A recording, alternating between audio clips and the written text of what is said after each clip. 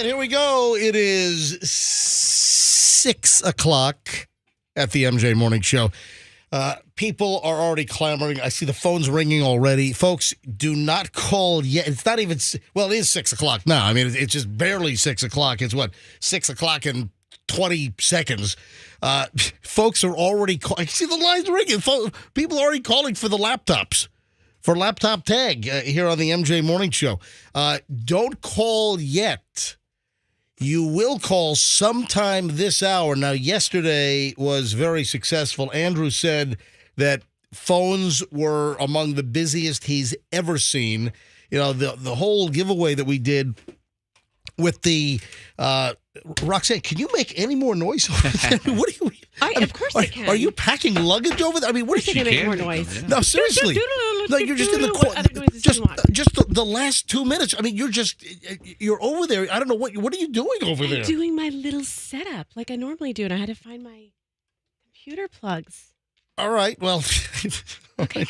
Continue. I'm sorry. I'm trying to launch a show. It's just distracting over there. All right. So we gave away the dash cams, and unbelievable. I mean, these were a couple of $100. They're a nice prize. You know, free dash cams. We gave away the 20 dash cams just before Thanksgiving, and the thing was a massive hit. I mean, humongous interest in these things. You'd think we were giving away gold bars. And these things are great. I mean, you see all the videos that pop up on social media, on your feeds, and all these dash cam videos that people are capturing. And in many cases, having a dash cam will help you win a case, or it tells the real story when you're in a he said, she said. So when we gave away the dash cams with the Kemp Law Group before Thanksgiving, just blew the phones out. And then yesterday, Andrew said he thinks that we've seen among the highest phone volume ever during the show. And it was kind of tough taking phone calls on content. You know, if you notice, we didn't take any phone calls yesterday on an actual content or, hey, let's go to the phones. What do you think? Because the phones would not stop ringing. I mean, it was from 6 a.m. as they're ringing right now, all the way through nearly 10 a.m. yesterday for the laptops. For laptop tag, thanks again to DonTheITGuy.com and Team Logic IT in St. Peter. Why is it dust? I'm Dusty? Oh, you know what? That's you. It is me. I'm sorry. Oh my God! I'm sorry. I'm trying to catch my breath in here. I'm sorry. I like it is. It's girly. If you hear me, I'm on the edge of a cough. I'm trying to. It's me. I'm getting that. I'm getting like verklempt. What is that feeling? Which I'm trying It's like you have dust in your throat. Yeah. What? It's like somebody took chalkboard erasers and clapped them in my face. What is that? It's not. It's my perfume. Oh my God! Please. Oh boy. God. I like it. I mean, you're making noise over there for the first 3 minutes. I'm trying to distract all of your senses. Pretty soon I'm going to come That's start actually shoving the name of the food in. perfume. It's called Distraction. New. Distraction. New from Estee Lauder. It's Distraction. It'll make you vomit. Oh. Distraction. That's a distraction. Distraction. What's the matter with this? Distraction. Jeez. What's the matter? What's the matter with the echo? Sounds like hell on earth. Roxanne, you're killing me. What do you do? It's just okay. I did something different today. You're a real wow. We should open the door. Detective. We should open the door. Oh my! It's please. It's not that strong. I did one squirt. When? 2 seconds ago before I came in the door. Oh, Jesus. I mean, really, I can't. I did one squirt. You're being dramatic. I'm not. You are being overly I'm opening dramatic. the show, and I'm trying to catch my breath opening the show. You know what? You were coughing. As soon as I walked in, I heard you have a little cough. How's that? Is that better? How's that? I think you're making it worse, Froggy. Sorry. I think you're making it worse. All right, Roxanne, please stop with the perfume, please. I've never had a perfume issue with you until today in the 3 years that we've worked together. You just notice it more. See, usually I wear a unisex New perfume. from Calvin Klein, it's ass. It's not. It smells good. Studio is dear. I'm having trouble breathing. That's your thing. You're just very olfactory sensitive. Please don't use perfumes in here. We've talked about this. I use them every day of my life. Well, whatever you're wearing, right? Is this a new one? It's new. Well, there you go. Whatever you have been wearing has been tolerable. I don't think you're squirting on yourself 2 seconds before you walk in the door. I got some smelling salts in the studio. That might be better. Just distract you. Oh my God. Where was I? Talk about it. I mean, what did you come in today? Did you have a plan to derail the show? Yeah. Just make all kinds of noise over there, just unpacking 17 boxes and then spraying perfume in my face? That was my big plan. That your whole plan this morning? How could one little tiny perfume? I'm like having like respiratory arrest over here. Trying to catch my breath from this stuff. And I'm trying to figure out what that powdery smell is all of a sudden. Yeah, you know what it is? You don't like the girly perfumes. You don't like the more feminine perfumes because every day I normally wear unisex. I wear a perfume that is for men and for women. All right, so where the hell was I? Oh, Laptop Tag with Don the IT guy, Team Logic IT St. Petersburg. And we will give away laptop number 1 this hour for today. So technically, this is already the 5th laptop because we gave away 4 of these Microsoft Surface laptops. I had not seen the actual, I saw the picture, but I had not actually held and felt the actual unit. That doesn't sound right. I haven't held and felt the unit. I saw. He said unit. Until yesterday, we opened one up because Don, the IT guy, he brought in the stack of 20 of these laptops that were given away, and we opened one up so I could take a picture, and I put a picture of myself in the studio with all 20 laptops on my Instagram at Certified MJ Radio and the Morning Show Instagram, which is MJ Morning Show on Instagram. Give us a follow in both places. Give me a follow at Certified MJ Radio. Give me a follow at MJ Morning Show, both on Instagram. So I opened one up, and I'm like, my God, these things are nice. They are awesome. I mean, they were $1,200 retail units. These Microsoft Surface Pro laptops. This is different than the tablets that we previously gave away, which I love that tablet. I use my Surface tablet. That's my main computer that I use these days. And these laptops are awesome. And they are completely within your reach if you're the right number caller and you know the previous winner. So remember, you had to be listening, at least for the first one. For the first laptop that we'll give away this hour today, this is the Tuesday set of 4, you have to know the last winner that we had in the 9 o'clock hour yesterday. So 9 o'clock hour yesterday, we had a winner. You need to know the first name of the winner at about 9:40 yesterday, and then be the right caller this hour. So you're saying, I wasn't listening at 9:40 yesterday. I don't know what. Oh, my God. Well, just calm down. Everything's going to be okay. Just listen this hour. Listen to the name of the person that wins the laptop this hour, and then you can call next hour in the 7 o'clock hour when we tell you to call in, and then you can listen in the 7, the 8, and the 9 o'clock for the rest of the day. So 4 laptops today. Stand by for your chance to call in. Also, Fester is called in sick today. Is this real? Oh. Yeah, something's wrong. Something just doesn't add up here. Yeah. I don't know if I'm buying this. I think... Especially from him. Fester really doesn't call in sick unless he has like a brain disorder. Yeah, he really doesn't. Like his myasthenia gravis when he first got that back in like 2011. Then he had a flare-up some years later. Anyway, Fester typically does not call in sick. Froggy calls in sick at the drop of the hat. Hey, wait a minute. Yeah, I work every day. But something appears to be up with Fester. He sent us all a text this morning, and I will explain next when we get back. Busy Tuesday show here on the MJ Morning Show. Let's take a quick break. First one of the morning. Let's grab traffic with Pat, and then we're back in minutes. Hang on. Well, on this...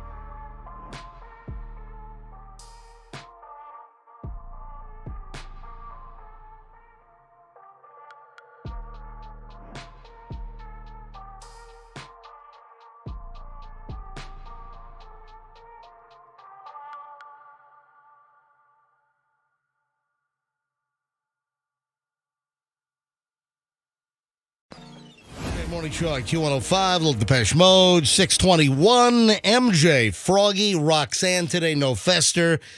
We are trying to piece together the Fester situation. I asked Andrew to pull a couple of audio clips from yesterday's show. Is this potentially a clue, or is that just being used as a cover mechanism? Explain in just a second.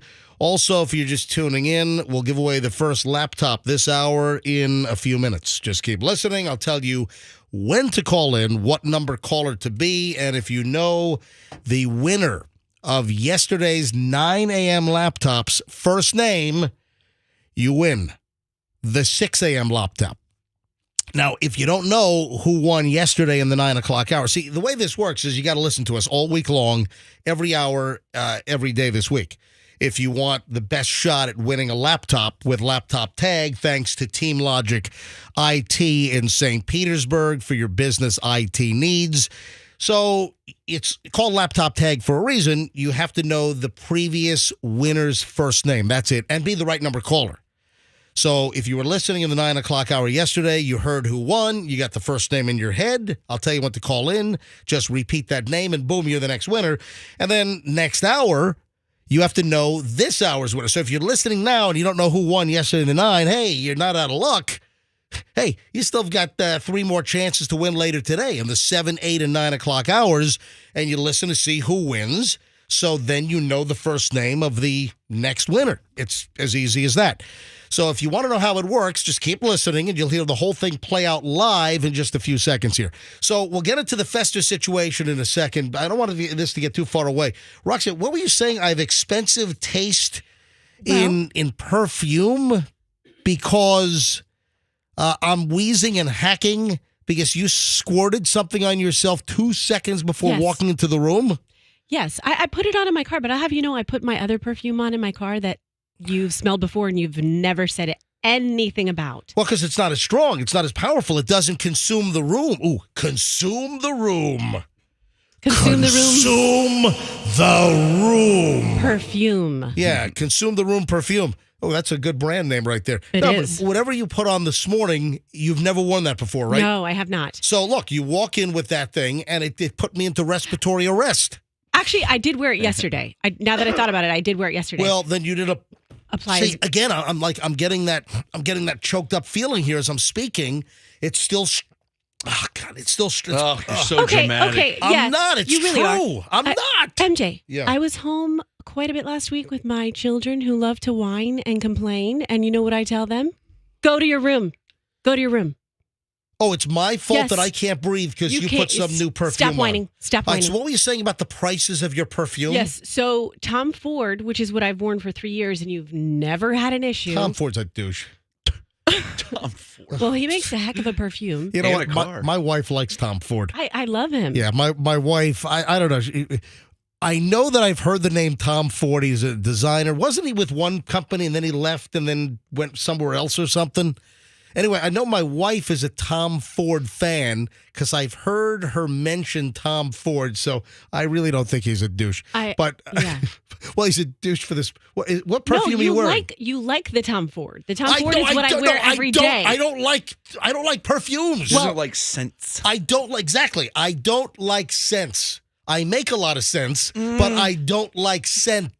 Do you think you're just grumpy and that's why you're not liking the scent? I'm not grumpy. I'm choking. I'm trying to breathe. I'm trying to catch my breath in here. I'm trying to relate to you All right now. Go back to the price here. What's going on? Tom Ford is $425 for What? 100 milliliters. Yeah. Whoa, but I've whoa. had the bottle for 3 years. Wait a minute. Yes. You paid $425 for how many milliliters? 100 milliliters. 100 milliliters. Yes. Cow. And it was a big splurge. One of my girlfriends used to wear it. $425 Yes. for a little bottle of perfume? Yeah, but it's unisex. It's for men and for women. Oh, there's no guy wearing that girly crap. The stuff that I've worn for 3 years. Yeah, guys can wear it too. So that's what I normally wear. And then today is Yves Saint Laurent. And that's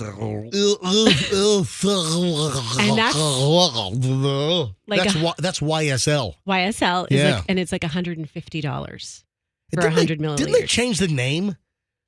Didn't they change the name of that company? I think it's another thing I heard my wife say, that they still use the YSL logo, but now it's just like Saint Laurent. Now it's just Saint Laurent, right? Yeah, she's correct. Yeah, it's just Saint Laurent. Or is it just Laurent? I'm on their official site. And what does it say? It's Saint Laurent. Saint Laurent. Yeah. So they took the Eve away. Why would you do that if your logo is still YSL? Well, the website is still ysl.com. That's what I'm saying. Yeah. So why would you? That's stupid. That's stupid. Yeah, they make some stupid perfume, according to you as well. They do. That's what you can't stand. That's the one you don't like. Whatever you have. Listen, I don't want you to wear. See. I don't want you to wear any perfume. All right, let's deal with Fester here. Can I tell you something real quick? I was at Busch Gardens on Friday night, and did you wear your $425 perfume to Busch Gardens to sweat among the masses? No, but I have to tell you, I could smell everyone's laundry detergent really clearly, and it was kind of annoying me. I was like, Ange, I told my sister, I said, "What is like the TV show on CBS where the guy would see all the numbers in the air?" Yes, exactly.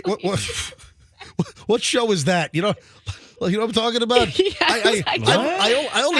I only flipped through it, and there was wasn't it like some savant guy, and like he'd see all the equations floating in the air, right? Yes, Like a I know Beautiful what you're Mind? talking about. It's called Numbers. I think the series was called Numbers. Was that it? Like, yeah, but yeah, that was me. I'm like Gain, Bold, Tide. I'm like smelling all these different detergents, and it was annoying me. You could tell us what detergent it is by smell? Not really, but I could tell which detergent smelled like other people I know who use that detergent.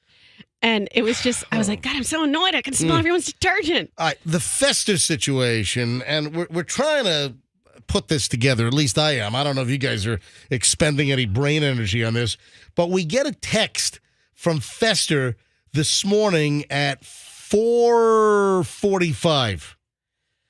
I cannot come in today. I have severe gastrointestinal issues, possibly the worst I've seen in my adult life. Oh, no. Could it have been the donuts yesterday? So, yes. If you didn't hear this, we had a little donut situation with Fester on yesterday's program.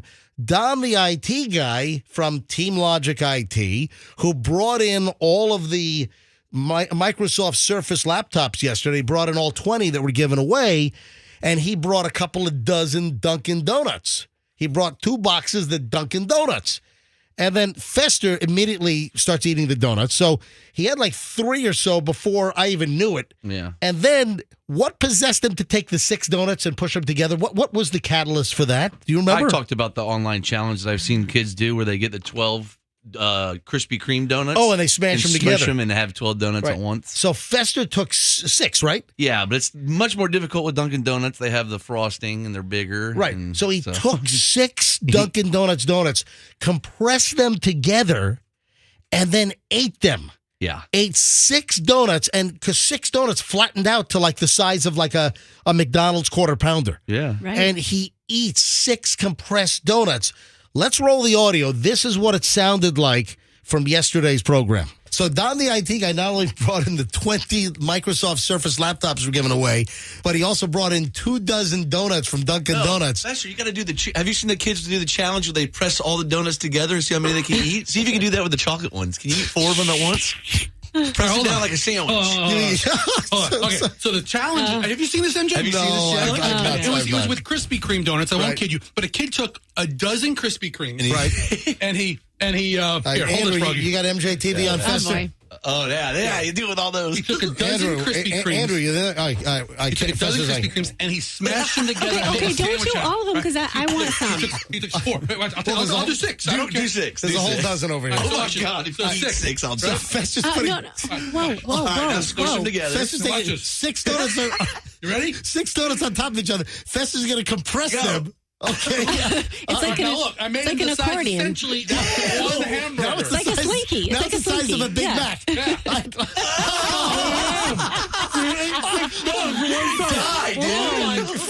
Fester's eating It was so good. 6 donuts at once. All right, so that's the audio. We're back live now. That's the audio from yesterday. And Fester compressed those 6 donuts and ate them. Ate the whole pile. And then a little later on, this is what occurred. Yesterday morning at 5:30, 5:45, 6 a.m. was not that bad at all. Fester, can you? Are you okay, Fester? You're sweating a lot. I ate just had 17 donuts. Okay, I literally just Stop ate. clearing your throat on the microphone. I can tell you right now, I ate those 6 donuts, and I am not doing well right now. How sweaty he is. Technically, you ate 9. Well, I mean, He's having the donut sweats. I casually ate 3 of them. Part of the meat sweats. And then we had the challenge, and I ate 6 more. Dude, you've had 9. Oh, my God. Those last 6 donuts, I'm just not doing well this moment. I think you're expanding in front of my very eyes. So, back live again.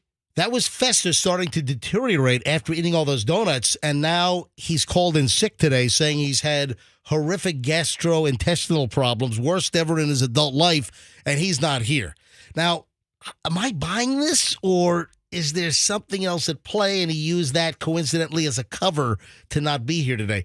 I don't know. All I know is that he's not here, and I'll try to call him later on to see what the story is. But I'm a little suspicious. Let me just I've seen him eat a lot of food. I don't understand how this is going to take him down. Exactly. That's what I'm thinking. 6:32 at the MJ Morning Show. I got a big pile of early morons in the news next. Back in a second. And then during early morons in the news, we'll give away the first laptop computer of today, Tuesday. Unit number 1 is on the way. Would you like to win a Microsoft Surface laptop next? Well, keep listening. It's on the way here on the MJ Morning Show on Q105. Now, the hub.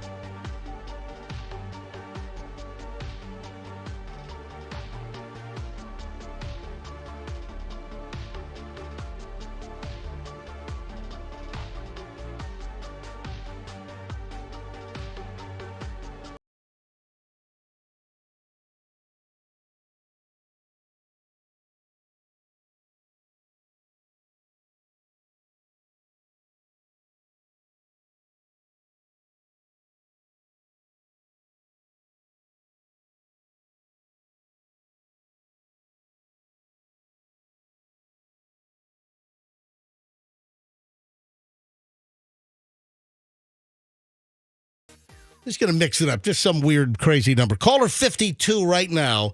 800-990-1047. If you're caller 52 and you know who won the laptop in the 9 o'clock hour yesterday. So the last first name of the winner of the previous laptop, if you know it and you're caller 52, you win this laptop.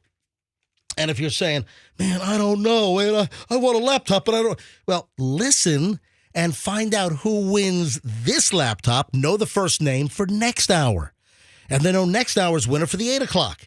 And then know the 8 o'clock winner for the 9 o'clock. And then for tomorrow, 6 a.m., you got to know who wins in the 9 o'clock hour. It's that easy. All right, caller 52 right now, 800-990-1047. And I'll grab caller 52 live here in just a matter of seconds. All right, so early morons of the news. I don't get this. This is not really your traditional morons of the news story, but I'm really kind of flummoxed by this story. Dogs destroy cars at a Texas car dealership to the tune of $350,000. Would they chew the seats? Like really, really expensive leather seats. They chewed the bumpers off the cars. It's like, what kind of Ferraris? What kind of cars? Oh, I'm glad you asked that question.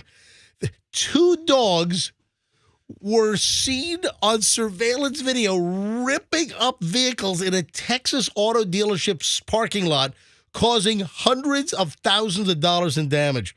The dogs terrorized the G Motors dealership. What up, G? The G Motors dealership on 3 separate nights, November 6th, 15th, and 18th, tearing off the bumpers of the cars. They just showed up the next day and they're like, where the bumpers go? These dogs are devious. But wait a minute. What possesses a dog to rip? First of all, how can a dog rip bumpers off a car? The right dog can rip up a lot of stuff. Damage is estimated to be as much as $350,000. You just never think a dog has that kind of power to tear up a car like that, said the general sales manager of the dealership of G Motors. What up, G Motors? Gabby Fakori. Ooh, be careful with that one. I know, Fakori. Another employee said he believed only a wolf could cause that kind of damage before seeing the video. Then they looked at the video. Little chihuahuas. They look at the video, and there are dogs that are just ripping up the car bumpers. The dogs can be seen walking the lot, just going in between cars and then shredding the parts off the cars. I mean, they're dog vandals. The cars look like they were in head-on collisions. That's how bad the damage to these vehicles is. Well, imagine what those dogs could do to a person. Well, very good point. That is a very strong point. You know, if you had some sort of a war with this place, you know, a competing sort of like Used Cars, the movie, Yeah. like a war with another place, I would stuff meat in all the bumpers and then let the dogs just go. Hey, Andrew, do me a favor. Go grab the story. It's on numerous websites. Grab the story and put this on As Heard on the MJ Morning Show so people can see the freeze frames of the surveillance video cameras and the damage these dogs did to the front of these cars in the park. You got to see this. So we'll get the story, and we'll have it up in a few minutes on mjmorningshow.com, and then we'll have it in the As Heard on the MJ Morning Show section on mjmorningshow.com. Hi, good morning. Line 1, who is this? This is Dan. Dan, where are you calling from? Brandon, Florida. Dan, are you a regular MJ Morning Show listener? Yes, I am. I love the MJ in the morning. Well, thank you, buddy. Dan, I guess you're calling to win the laptop. Yeah. This will be the first laptop of Tuesday, the 5th overall. Dan, you are caller 52. Now, to consummate the deal, I need to know who won the last laptop in the 9 o'clock hour yesterday. Her name was K-I-M, Kim. That is correct! Yeah, baby, yeah. All right. Dan, you got it. You got laptop number 1. Congratulations. Thank you. Thank you. I'm thrilled. Dan, hold the phone, and Andrew's going to pick up and get all your information and get your butt down over here to the studios in St. Pete and pick up your laptop. I definitely will. I got my wingtips on now. Awesome. Hey, say thank you to Don the IT guy and Team Logic IT. Muchas gracias, Don, the IT. There you go. Dan, hold the phone, buddy, all right? Thank you. Yes, sir. You bet. Look at that. Excited winner. So he knew that the winner from the 9 o'clock hour yesterday was Kim, and that's how this works. You have to know the previous hour's winner's first name. So for next hour, folks, it's 6:48. We're 12 minutes away from 7 o'clock now. So the 7 o'clock hour begins, and we'll give away another laptop next hour, and just know that Dan just won, and that's it. Be the right caller. Know it's Dan. And then next hour, make sure you know the name so you can call in the 8 o'clock hour. And then the 8 o'clock winner, know that name so you can call in the 9. And then for the 9 o'clock hour, have that name so you can call in tomorrow morning at 6 o'clock and maybe score the first one. I gotta be honest, 6 a.m., you probably have fewer listeners than 7, 8, and 9, so you maybe have a greater chance in the 6 a.m. hour. That's why you need to be listening to all 4 hours all week long to score one of these laptops. Thanks to Don the IT guy and Team Logic IT in St. Pete. If you're a business, small, medium business, and you need an awesome IT company for any computer issues, DonTheITGuy.com. Thanks again to Don. Highly appreciated. Now, I got a little bit of a sensitive story here, just as far as the content goes. Sensitive like adult? Yeah, Okay. it is adult because, the 27-year-old woman pleaded with the cops not to take her sex toy away during a traffic stop. Yeah, I sent you this story. Yeah, well, it's kind of floating around. Yeah. Yep. SWAT team members were searching her backpack. They discovered methamphetamine and other narcotic drugs. But Ariella Messina, the 27-year-old woman, made a plea to the police, please do not take my... Well, it was a personal pleasure device. Yep, I think we can come up with... It was blue and it went apparently. I don't get it. I'm trying to think. It was in her backpack with the drugs. And can you imagine that? You're busted for drugs, and the only thing you can say is, please don't take my... Priorities. Don't take my personal vibrating device. Yes. But what's the problem with her acknowledging that she wants that and that it's hers? Yeah, so there was a search warrant. There was an execution of a search warrant happened last week in Jensen Beach, which is over in Palm Beach County on the other side of the state. And cops seized cocaine, methamphetamine, drug paraphernalia. She had brass knuckles in the backpack. That's a party. And also her blue vibrating adult toy that she pleaded with the cops, please don't take it. Please. Okay. Yeah, Andrew said it's a personal massage device. Yeah. Remember they used to sell those? Yeah. Well, they sell them at Target now. I know. You go in the pharmacy section at Target, they've got Little bullets. They got all kinds of stuff in there. So, she was just busted again on probation with another issue back in 2022. I'm looking at her mugshot. She's an attractive young 27-year-old woman, but clearly she needs to get her life in order. And you've got all kinds of felonious drugs in your backpack, and you're concerned about your blue... Really? See, but she can't use the defense now, not my bag. Not my bag. She said my adult thing is in there. Yeah, she kind of just confirmed that it was hers. Because that's one of the things the cops are, that's not mine. I don't know where that came from. But the thing in there that vibrates, that's mine. That is I'll mine. take it. Oh, yeah. Somehow that got in there. 6:51 at the MJ Morning Show. Congratulations to the last winner. We're just about to start the 7 o'clock hour. At any point, I could tell you to call in, be the right number caller to win the next laptop as long as you know who just won. And you're the right number caller as laptop tag rolls on here on the MJ Morning Show on Q105. Hey, it is big. It is amazing how International Diamond Center, they just keep outdoing themselves. And they're coming to the rescue here, folks, as we get close to the Christmas and Hanukkah season. We're getting close to the time of holiday giving. So how would you like to make your money go farther this holiday season?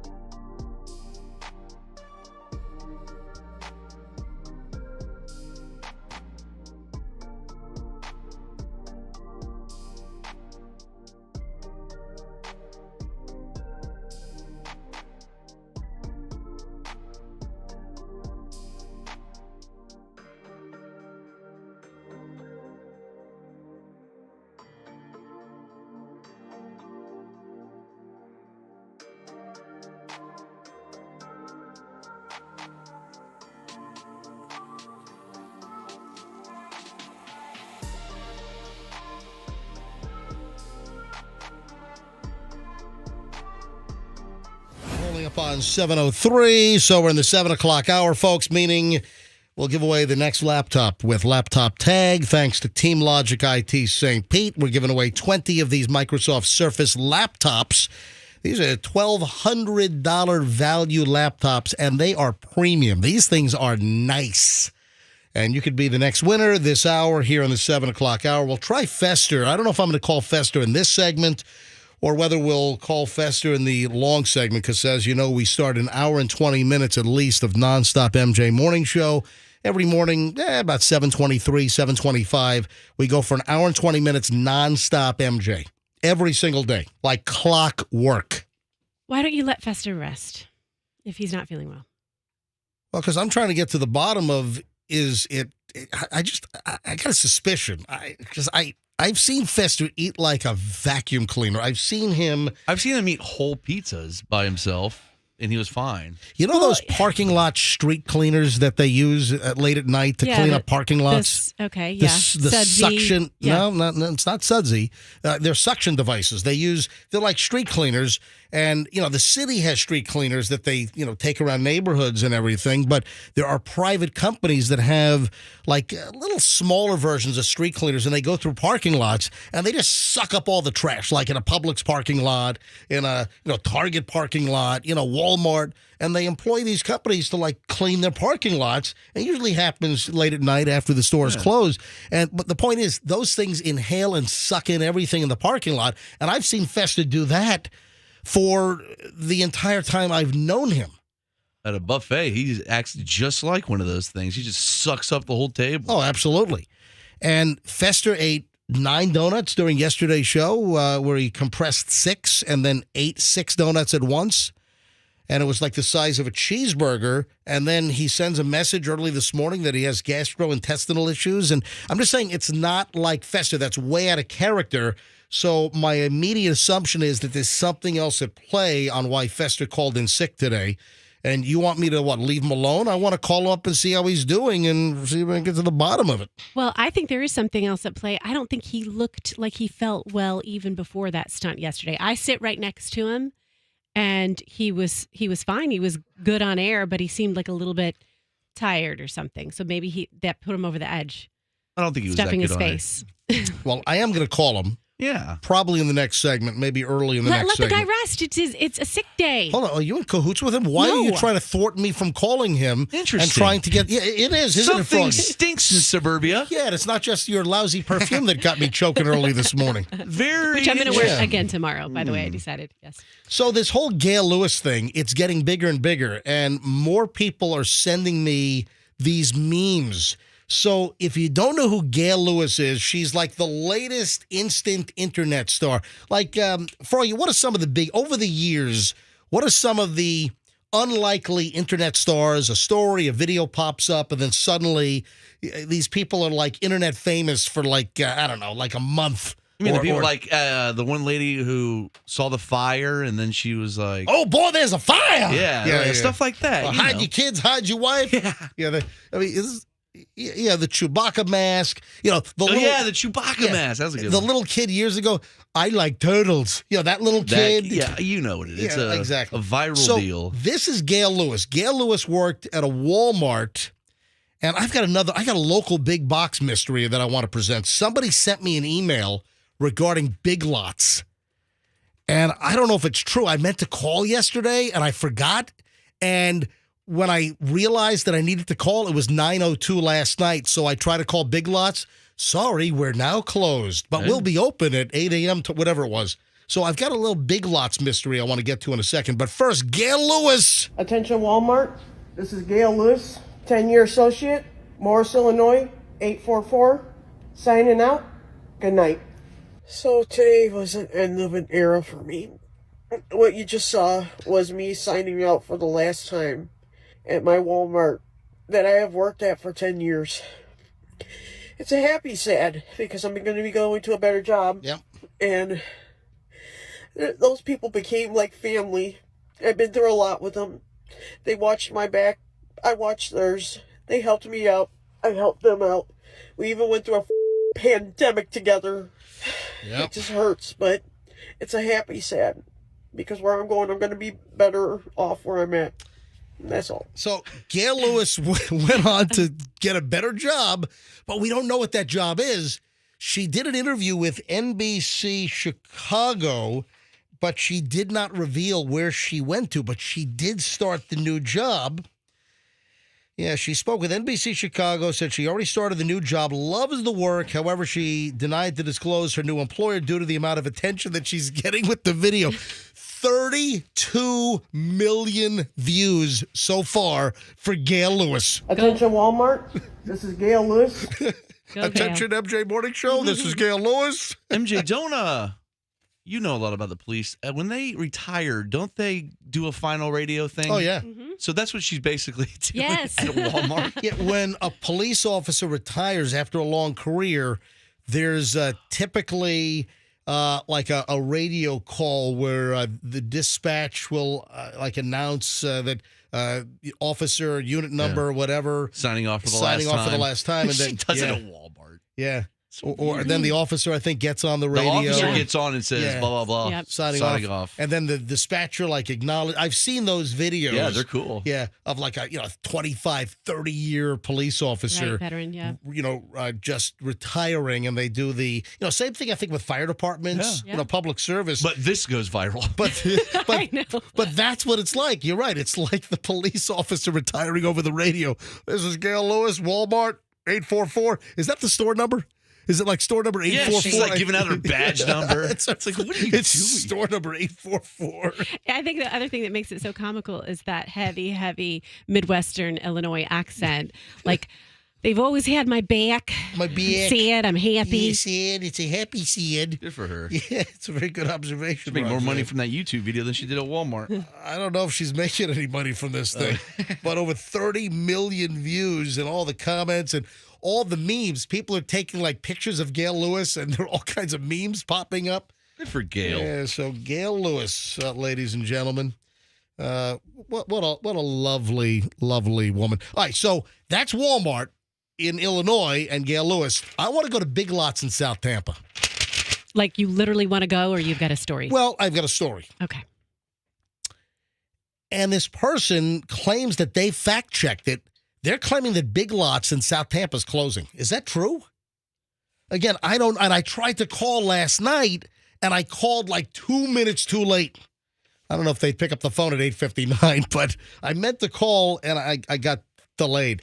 So I get this email from Bruce and Kim, who live in South Tampa. I know where they live. They live right down the street from where I used to live, near the YMCA on, Himes area and right around there. So right near Britton Plaza. So I get this email, and it says, "Hey, Mr. MJ." Mr. Roger. Hey, Mr. MJ. So, hey, Mr. MJ, the Big Lots at Britton Plaza, my wife was checking it out as she usually does. I'm sure you're familiar with it. In South Tampa, I am. We buy a lot of stuff from that place, and my wife was asking some questions because of all the sales, and they told her that people are stealing and robbing them so much the store is going to be closed. So I spoke with the store, a person at the Britton Plaza Big Lots, and they confirmed that the store will be closed in January due to excessive theft. How much could they possibly steal to just close down the place? And I asked, what's going on with the fact, and they told me that people are loading up shopping carts and just rolling the shopping carts out of the store, and for whatever reason, they can't stop them. We both live in South Tampa, and I think this is a shame, but you do a lot for the community, and I'm thinking you probably don't know about this yet, and I did my research on it. 813-902-0175 is the number for that store. I encourage you or someone in your crew to call them and speak with somebody on the phone to confirm that it's true. It is unfortunate, my friend, that we're no longer able to have the same life in Tampa that we did 10 years ago. And this is signed Bruce and Kim Bailey in South Tampa, and they are clearly distraught. Distraught, I say, that Big Lots, they claim, is closing in South Tampa. And again, I meant to call during business hours yesterday to confirm this. I think they open. Hey, Andrew, can you check the Google and see what time Big Lots opens at Britton Plaza? So maybe we can call them during the show and confirm. But, retail theft, this is a major problem. You've seen the smash and grabs. You've seen those videos like out in L.A. or San Francisco. I think L.A. area, they went into the department store. They're grabbing all the handbags. They're dragging like shelves out. Even handbags attached to like anti-theft wires. They're like ripping them off and dragging the shelving material. We've had many high-profile smash and grabs, but, those are some of the big stories that have made the news. The amount of retail theft, the organized shoplifting. I know there was a big bust. Wasn't there a recent bust, a guy that was involved in, wasn't it like a local pastor here in Pinellas that was involved in like a big retail theft operation, stealing from like Home Depot and Lowe's? I mean, that was a local story recently. Yes, but that wasn't like a smash and grab deal. But we have smash and grabs, and we have this retail theft and shoplifting. And here, this email from Bruce and Kim Bailey in South Tampa saying that they've heard people are just wheeling out shopping carts filled with crap at Big Lots, and because of that, they're closing. Well, we're talking about all these stories, MJ, and you've talked about Chicago, San Francisco, L.A., Oakland. We see it there. I thought Florida was somewhat immune to this level. No. We have awful there was like a huge bust down in Miami as well recently. Well, yeah, I did hear about Miami as well. There's just a lot of shoplifting going on. And it's not just the organized stuff. There's just individual shoplifting. The pilferage rate is out of control, and that's jacking up prices and maybe even causing Big Lots at Britton Plaza in South Tampa to close. If that is true, we need to confirm it. We'll do it when they open up later today. But this is an email I got from a listener. All right, 7:15 at the MJ Morning Show. We'll give away the next laptop in minutes. So it'll happen in the middle of our hour and 20 minutes of Nonstop MJ, which we'll do next. So an hour and 20 minutes of Nonstop MJ Morning Show. No commercials, no music, and your chance to win the next laptop with Laptop Tag from the MJ Morning Show and Team Logic IT happens next. Hey, we're in a challenging real estate market right now.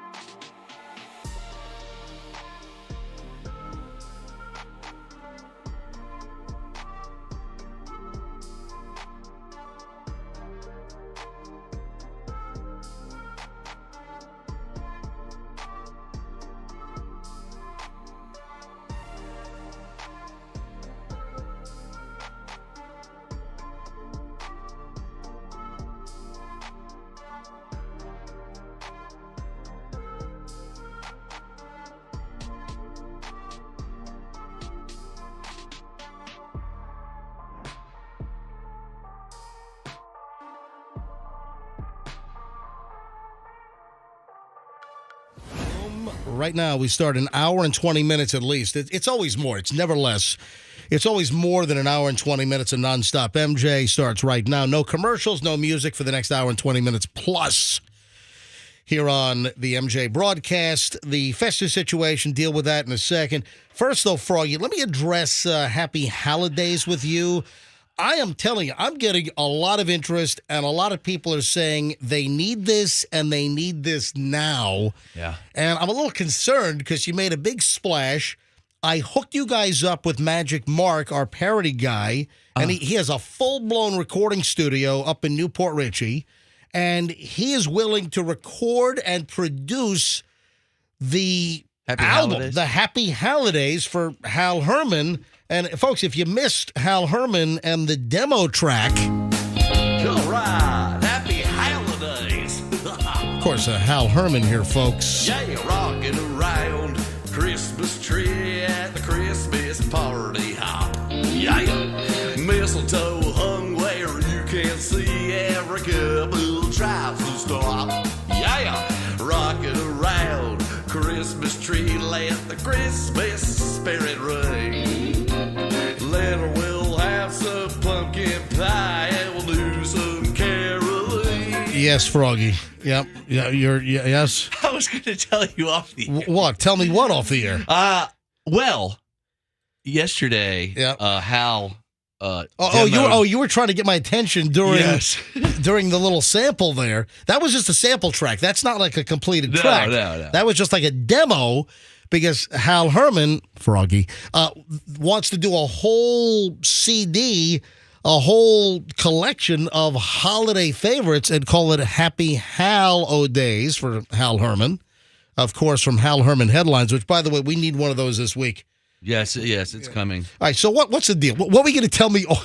What are we going to try to tell me off the air? Yesterday, Hal was demoing and did another demo, and I'm not sure if you want to play some of it. I don't have it. I got to give it to Andrew. Well, where is it? I'm sending it to Andrew right now. But here's what he did. We'll send it right now. He can play it from the production studio over there. Okay, I'll email it to him. But Do it right now. okay. But he auditioned Tony Danza, and it went so bad. Oh, wait a second.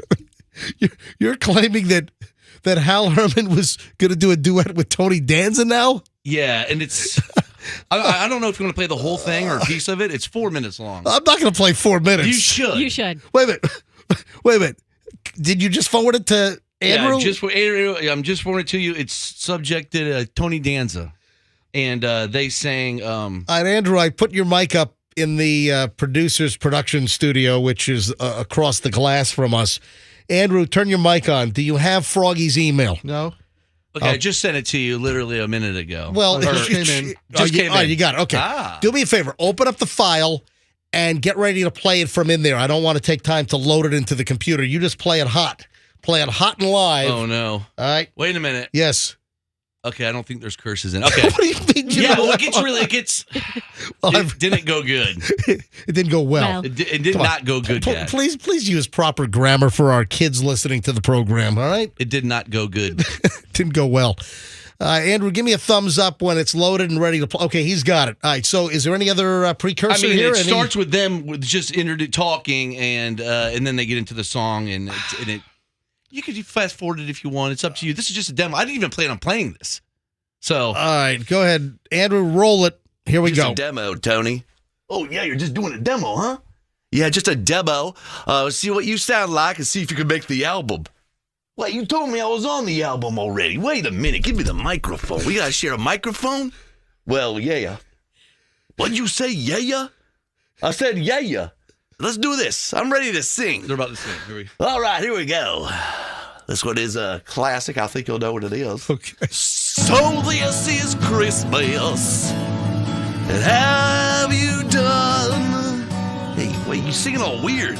Another year's over. Yeah.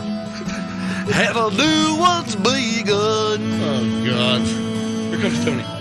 And so this is Christmas. Good job, Tony. I hope you have fun, like me and Mona and Angela have. The near and dear one. Hang on a second, Tony. Hang on. The old and the young, yeah. This goes on for 4 minutes? Wait, we need to stop this for a second. Tony. What happened? What happened to it? You're not really. Oh, here. You're not. What's going on there, Andrew? The notes. What do No, you mean no, hit the no, no. notes? You're over here adding syllables to words like an ass. Tony Danza doesn't know what you're doing, all right? So let's continue. No, wait, give me the freaking button. Hey, calm down. Now, this is my special. You're talking to You're yourself. pushing buttons, all right? This is my buttons to push. All right, calm down. Tony Danza's here for you. Here for me. All right. Christmas and a happy new year. Tony, now take it. Let's hope it's a good one. Yeah, a good one without any fear. Jeez, give me the mic. And so this is Christmas. Hang on a second, Tony, this thing... The microphone smells like... Oh, I'm sorry about that. I had tuna and milk for lunch. It's disgusting. I'm gonna vomit. So happy Christmas! Yeah, take it, Tony. For all the people, for everyone listening. Those aren't the lyrics. Let's stop all the fighting. Those aren't the lyrics. You can't just make up lyrics. This one's for Mona and Angela. This is awful. You can't just sing about your people. And Jonathan, who turned out to be gay, but that's we don't care. We still love the guy, you know. So this is Christmas. That was horrible, Tony. And what we have done, another year's over. Let me do this. And a new one just begun. Hey, don't be taking the mic out of my... Son of a... You get out of my studio. Hey, Tony Danza's gonna kick your ass. Come here. Son of a bitch.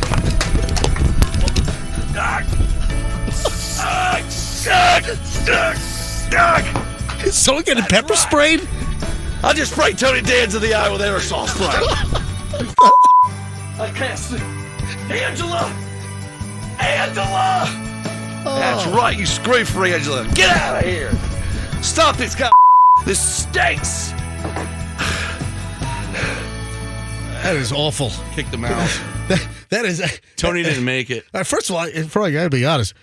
I think there were times where I didn't know what was Hal Herman and what was Tony Danza. Well, it was hard to pull that off live. So you were doing that live? Yeah. Oh, I You just hear no, the I didn't vowels. do that live. It was Hal and Tony. I was the producer. Anyway, listen, that was absolutely awful. Yeah, so I don't know if the album's gonna come out. But hang on a minute. But still better than the stations that went Christmas back in October.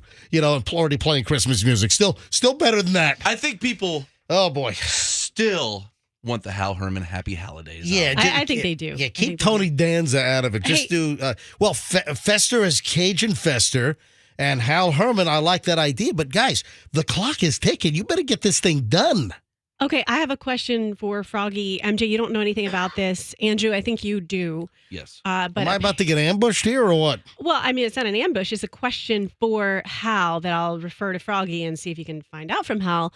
But last week, Hilaria Baldwin was here at Beasley Media Group at Q105, and she recorded a What? Christmas song Oh God. with one of her 17 children. What, are you doing bits now too? What? Now you're doing recordings in the studio? You're ripping off Hal Herman? No, Hilaria was auditioning for Hal. And do you have audio of this as well? Yes, but I don't know if it's Wow. ready. I don't know. I mean, I sent it actually to Froggy to send to Hal, and I just need to know You sent it to me? Oh. if it needs like cleaned up or if it was a rush job, but it was, Did you say, does it need cleaned up? yeah, it was No, it was does it was, need to be cleaned up? does it need to be cleaned up? Yeah, Does it need to yeah. Nothing needed Yeah. to be more cleaned up Yeah, than that. the bitch. house needs painted. No, the house doesn't need painted. The house needs to be painted. Yeah, just Okay, you and your grammar can Oh, my shove God. it. Listen, Now- Grammar I police. got Yes. a couple of things that bother me. All right, let me try You to have call. a lot of things that bother you. Let me try to call Allison quickly. Let me call Fester's wife Allison and find out what the hell is going on. Maybe he was right. Maybe they did expand later in the day in his stomach. So the 6 compressed donuts expanded? Well, think about it. He went down. They went down easy. They got to expand, right? Maybe his gut was just like. Does he still have that lap thing? All right. No, that lap band, he yanked that out, I think, himself. I think he stuck his hand inside his belly button and yanked that lap band out like 10 years ago. Okay. All right, this is what happened yesterday. Don, the IT guy, and folks, we're giving away the next laptop in just a few minutes. So, folks, it's laptop tag on the MJ Morning Show. We'll give away the next laptop in minutes because it's, 7:36 now. So we've got to give away the 7 o'clock laptop before the 7 o'clock hour ends. So time is on your side, folks. So I'll tell you when to call in. Just know who won last hour, and you'll win the next laptop. Simple as that. And then we'll have 2 more to give away after this hour. So 3 more to give away today, thanks to Team Logic IT and DonTheITGuy.com. If you need a great IT company for your business, DonTheITGuy.com. So Don brings in the 20 laptops yesterday, these 20 Microsoft Surfaces. These are nice computers, $1,200 units. And he brought in 2 dozen donuts, and Fester takes 6 donuts, smashes them together so they're the size of like a regular hamburger, and then eats 6 donuts at once. You seen this, MJ? Have you seen this challenge? I've not. It was with Krispy Kreme donuts. I won't kid you. But a kid took a dozen Krispy Kremes, Right. and he smashed them together. and made Okay, a don't sandwich do out. all of them because I want some. He took 4. I'll do 6. I don't care. Do 6. Push them together. Fester's Watch taking this. 6 donuts. Fester's going to compress them. One hamburger. Now it's Like a Slinky. It's Now like it's a the size of a Slinky. Big Yeah. Mac.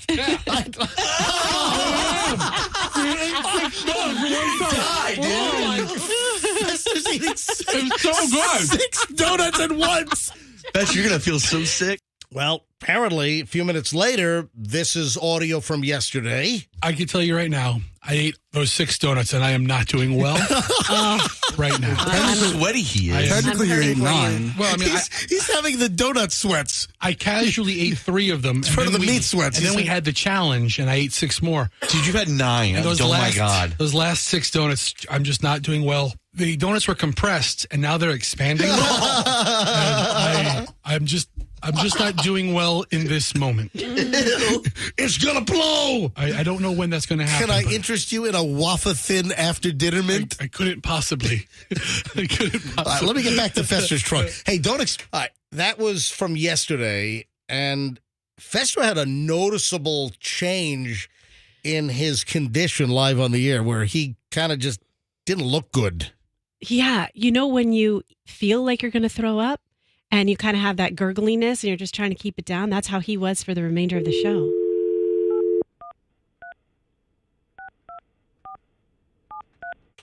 And I'm calling up Allison. Allison is Fester's wife. Very patient woman. Should be driving the kids to school right now.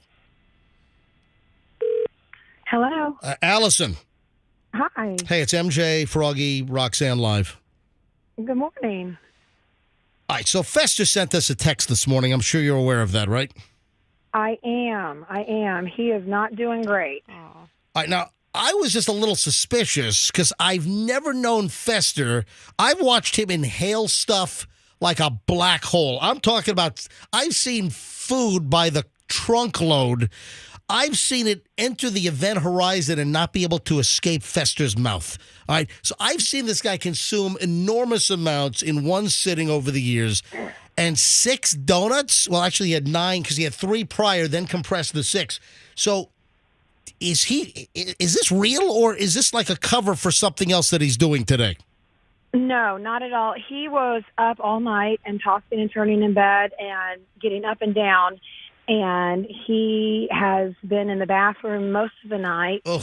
And he just kept on saying, I got to go to work. I got to go to work. But we just kind of made the call around 4 o'clock because he is so sick and just feels so wretched. He just wanted to be close to home. That's a good word, but toilet. Allison, you just used a great vocabulary word, wretched. That's our next intern's name. But- Fester sent us the text at 4:45 this morning.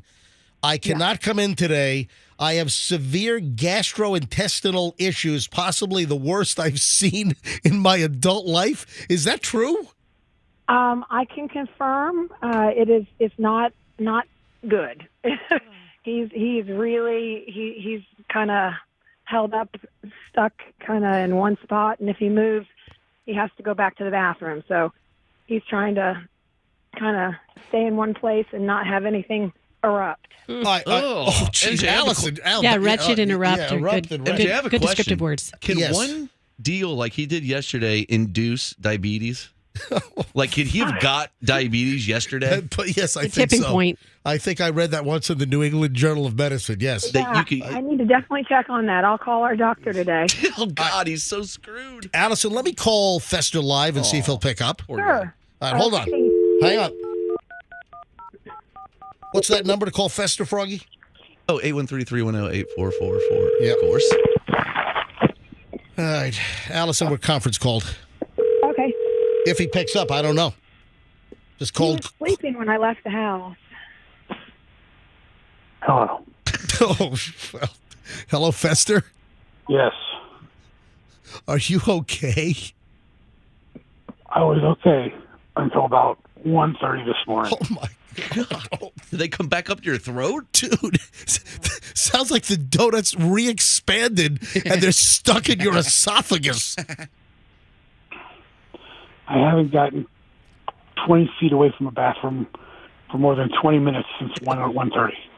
Are you puking? No. Dude, I thought that this was a cover. I thought that maybe you had something else to do today, and the donuts were just convenient yesterday for you to use that as a cover story. No, I wish. I'm in rough shape.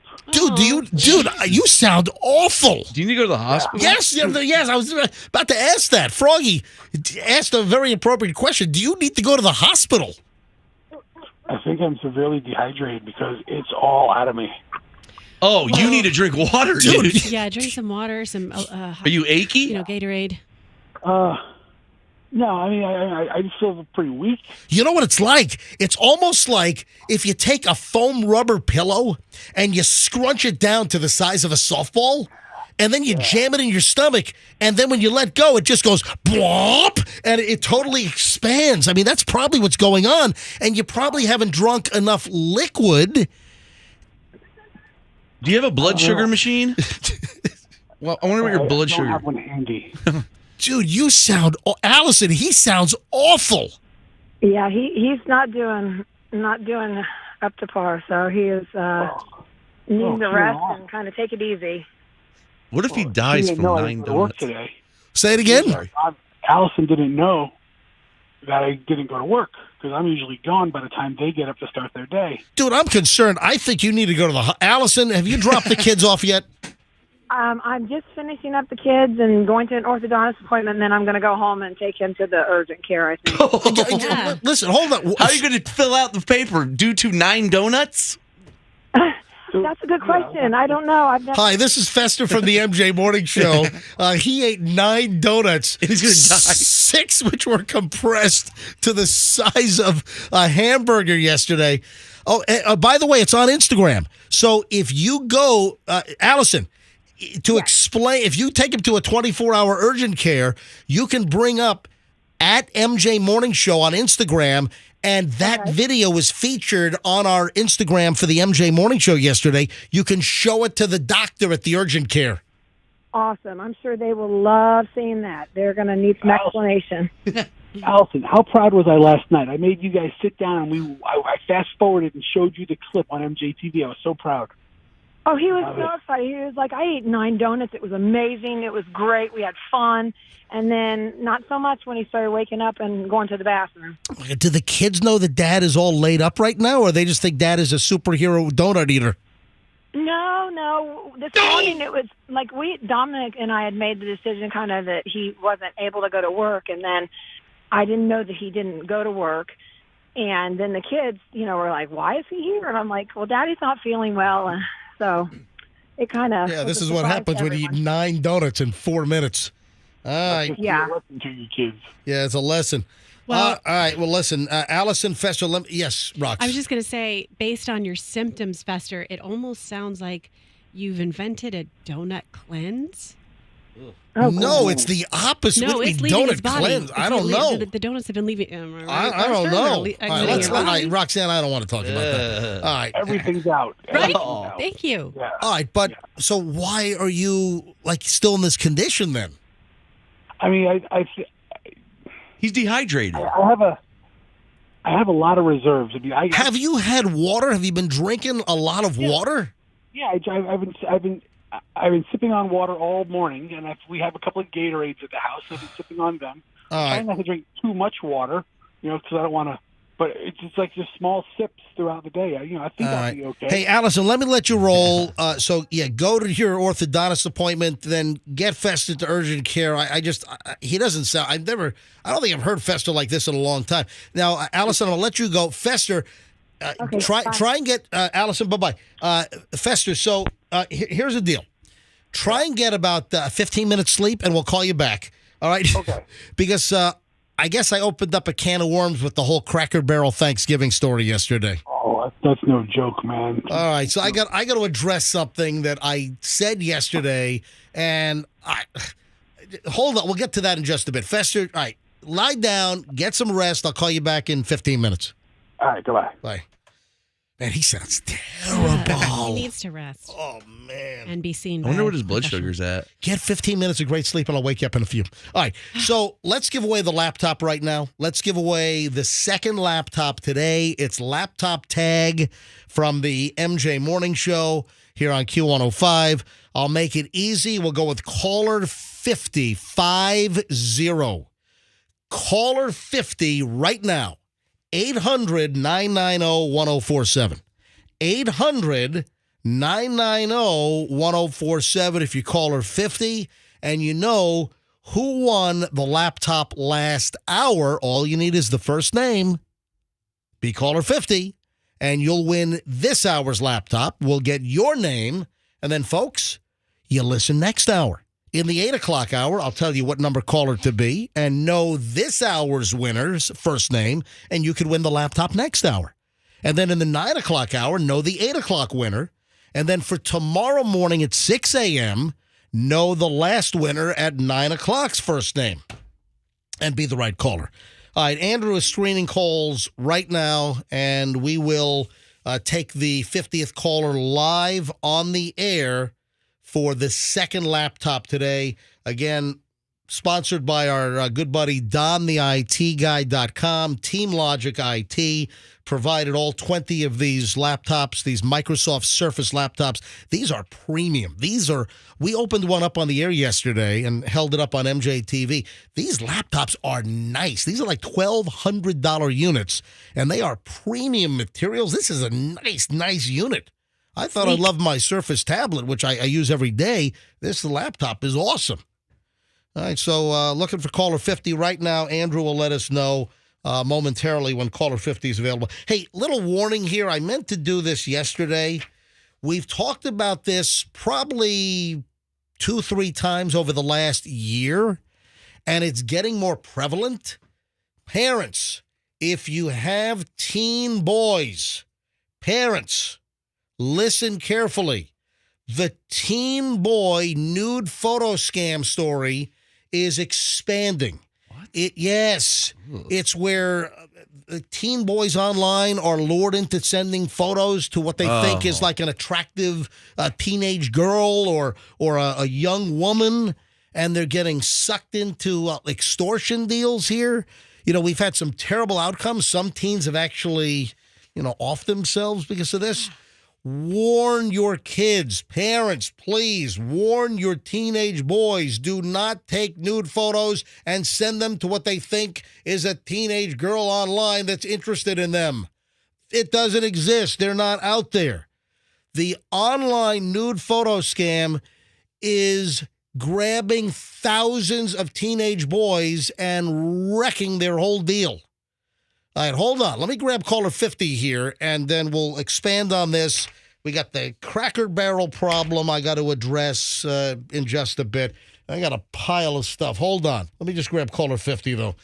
Hi, good morning, MJ Morning Show. Who is this? This is Patty. Patty, where are you calling from? From Brandon, Florida, of course. Is that the 33511? Yes. Hot zip, baby. Yeah, tons of 33511s. So, Patty, are you calling for something in particular? Yes, I am. Patty, what are you calling for? The laptop. Patty, you are caller 50. Oh, it's so exciting. All right, you're halfway there. Living on a prayer. All right, Patty, who won the laptop last hour? First name. It was Dan. Yes, it was! Yes. Patty, you got it. You got the latest laptop. It's the Microsoft Surface laptop, thanks to Team Logic IT and DonTheITGuy.com. And, hey, what can I say? This is an awesome unit. You're going to love it. Oh, MJ, thank you so much. It's so exciting. I've been listening to you for forever since when you were here before you left and then you came back. Awesome. Patty, thank you for finding us again here on Q105. Hold the phone. Andrew's going to get all your information. You can get down here today if you want to pick up your brand new laptop. Okay, super. Thank you, MJ. All right, thank you, Patty. Hold on a sec. All right, Patty is on 3, Andrew. Pick her up. All the lines are still ringing. Should I pick up? I'm going to pick up the next one. Hi, good morning, MJ Morning Show. Hey, Hey, who's this? Tracy. Tracy, I hate to be the bearer of bad news. You're caller 51. Why? Why are you doing that? Yeah, you're 50. Tracy, how mad are you now? Hold on. I mean, what are you doing? Would you rather the phone just ring, or Just have Andrew go, sorry, we already got a winner. Why are you going to rub it in? Patty, I'm about to do that. Patty, we had the winner. You're one call to... Tracy. I'm sorry, what? Tracy. Oh, that's right. Oh, yeah, you're Tracy. I'm sorry. Yeah, the winner was Patty. All right, so, Tracy, you're one call off. You were this close. Oh, that sucks. Hey, Patty's a good sport. Patty, where are you calling from? I'm calling from Ellington. All right, so do me a favor. Keep listening, and you could win next hour. All right. I know you from PLJ. I'm a New Yorker. Oh, yeah, I was on PLJ for a couple of years. Hey, thanks for listening. All right. Bye. Have a great day. All right. So, there you go. Should I take 52? No, I won't do that. You're adding a syllable to the word no again. No. No, you're going no. Noah. No. All right, back over to the teenage boy deal. And again, don't let your kids get ensnared in this. This is important. And then we'll also give away, you know what else is important? We'll give away the next laptop in the 8 o'clock hour. So it's 7:53 now. The 8 o'clock hour starts in just a few minutes. Yeah, this is happening. It is expanding. Scammers pose as teenage girls. They get all friendly with your teenage boy online, then share nude photos of the girl. Then they ask for a nude photo of the boy, and they get ensnared. Once the boy sends a nude photo, then the scam artist demands money that needs to be sent to one of the peer-to-peer payment apps. And if they don't send money, they threaten to post the boys' pictures everywhere on social media if they don't pay up. This is happening incessantly. We've talked about this for probably a couple of years. We've mentioned it a couple times this year, but I've read numerous stories recently. It is expanding. You would think that the education on this would be pretty great at this point, that teen boys would know it's a racket, it's a scam, but they're getting tricked, they're getting ensnared, they're getting blackmailed, and it is happening incessantly. So if you walk away with one thing from this show today, well, don't eat 9 donuts in 4 minutes like Fester. That's number one. Yeah. But number 2, tell your teen boys, don't send nude photos to what they think is a teenage girl. They're getting sucked in and scammed, and they're going to potentially have a lot of crap ruined with their pictures potentially posted on social media all over the place. I think a good rule of thumb, if you are communicating with anyone online, unless you actually know that person is a living, breathing human, assume you're communicating with an evil robot. Yes, like Dr. Evil. Yep. Yeah, just assume it's a bad person, a bad robot, and have a relationship with them in real life. Latest story I saw was Wall Street Journal, and they spoke to a mother in Hatfield, Massachusetts, who said her 15-year-old son was targeted in a sextortion scheme in July. Someone claiming to be a teenage girl followed him on Instagram, and they chatted via direct message. The two then added each other as friends on Snapchat, where they exchanged nude photos. As soon as the boy shared a picture of himself, the perpetrator told him to send $200 or the photo would be shared with his Instagram followers. The boy sent $30 via cash, then another $40, then $25 from gift cards. Oh, poor kid. The person shared his photo with at least one of his friends via Instagram. Oh, they actually did it? Yeah. Awful. Yeah. I think there have been some cases where there have been some teens that have committed suicide. I mean, this is just awful. You can't say, I mean, that's sending child pornography. That's illegal. It is. Yeah, that's a good point. And, and we've talked about that in the past. A teen taking a nude picture of themselves, that is the creation of child pornography. Yeah. And then you share it. Okay. And then you know what? So here's another message for teens.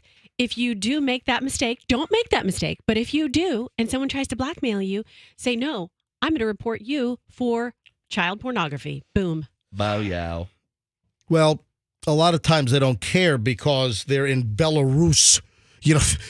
They're in the Czech Republic. They're in Uzbekistan. It's all these are pretty much foreign operations that are scamming people. 7:57 at the MJ Morning Show. Hey, speaking of scams, 26-year-old career criminal destroyed the home of a 61-year-old guy that she met on one of those sugar daddy websites.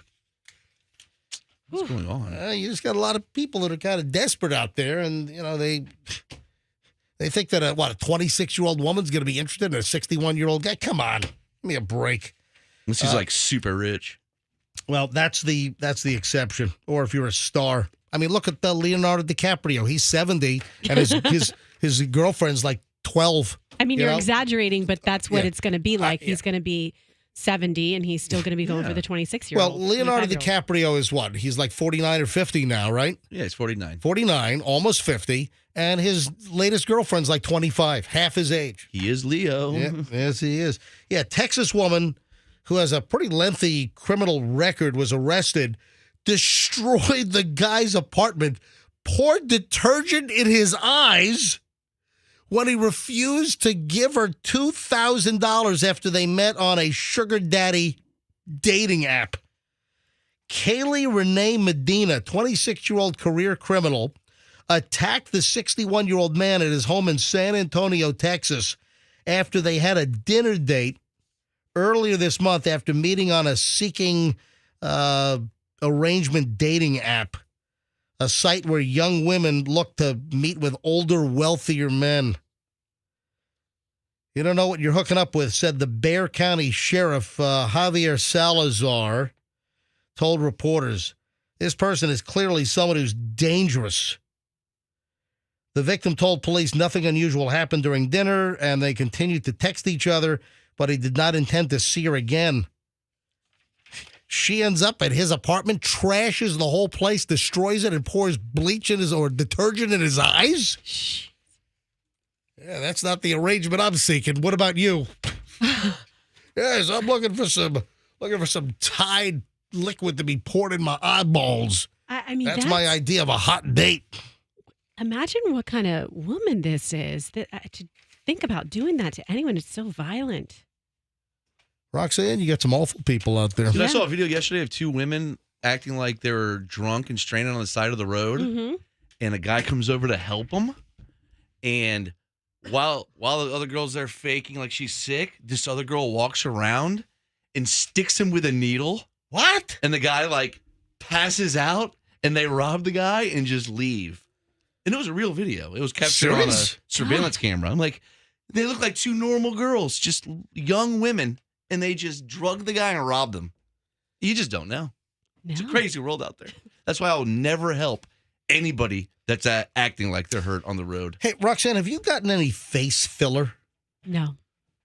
Well, I mean, sometimes people include Botox No, that's in not the filler no, category, but no. No. Botox is not filler. But you know people have gotten filler, right? Oh, yeah, of course. And I also know people there's a trend of people unfilling their faces, too.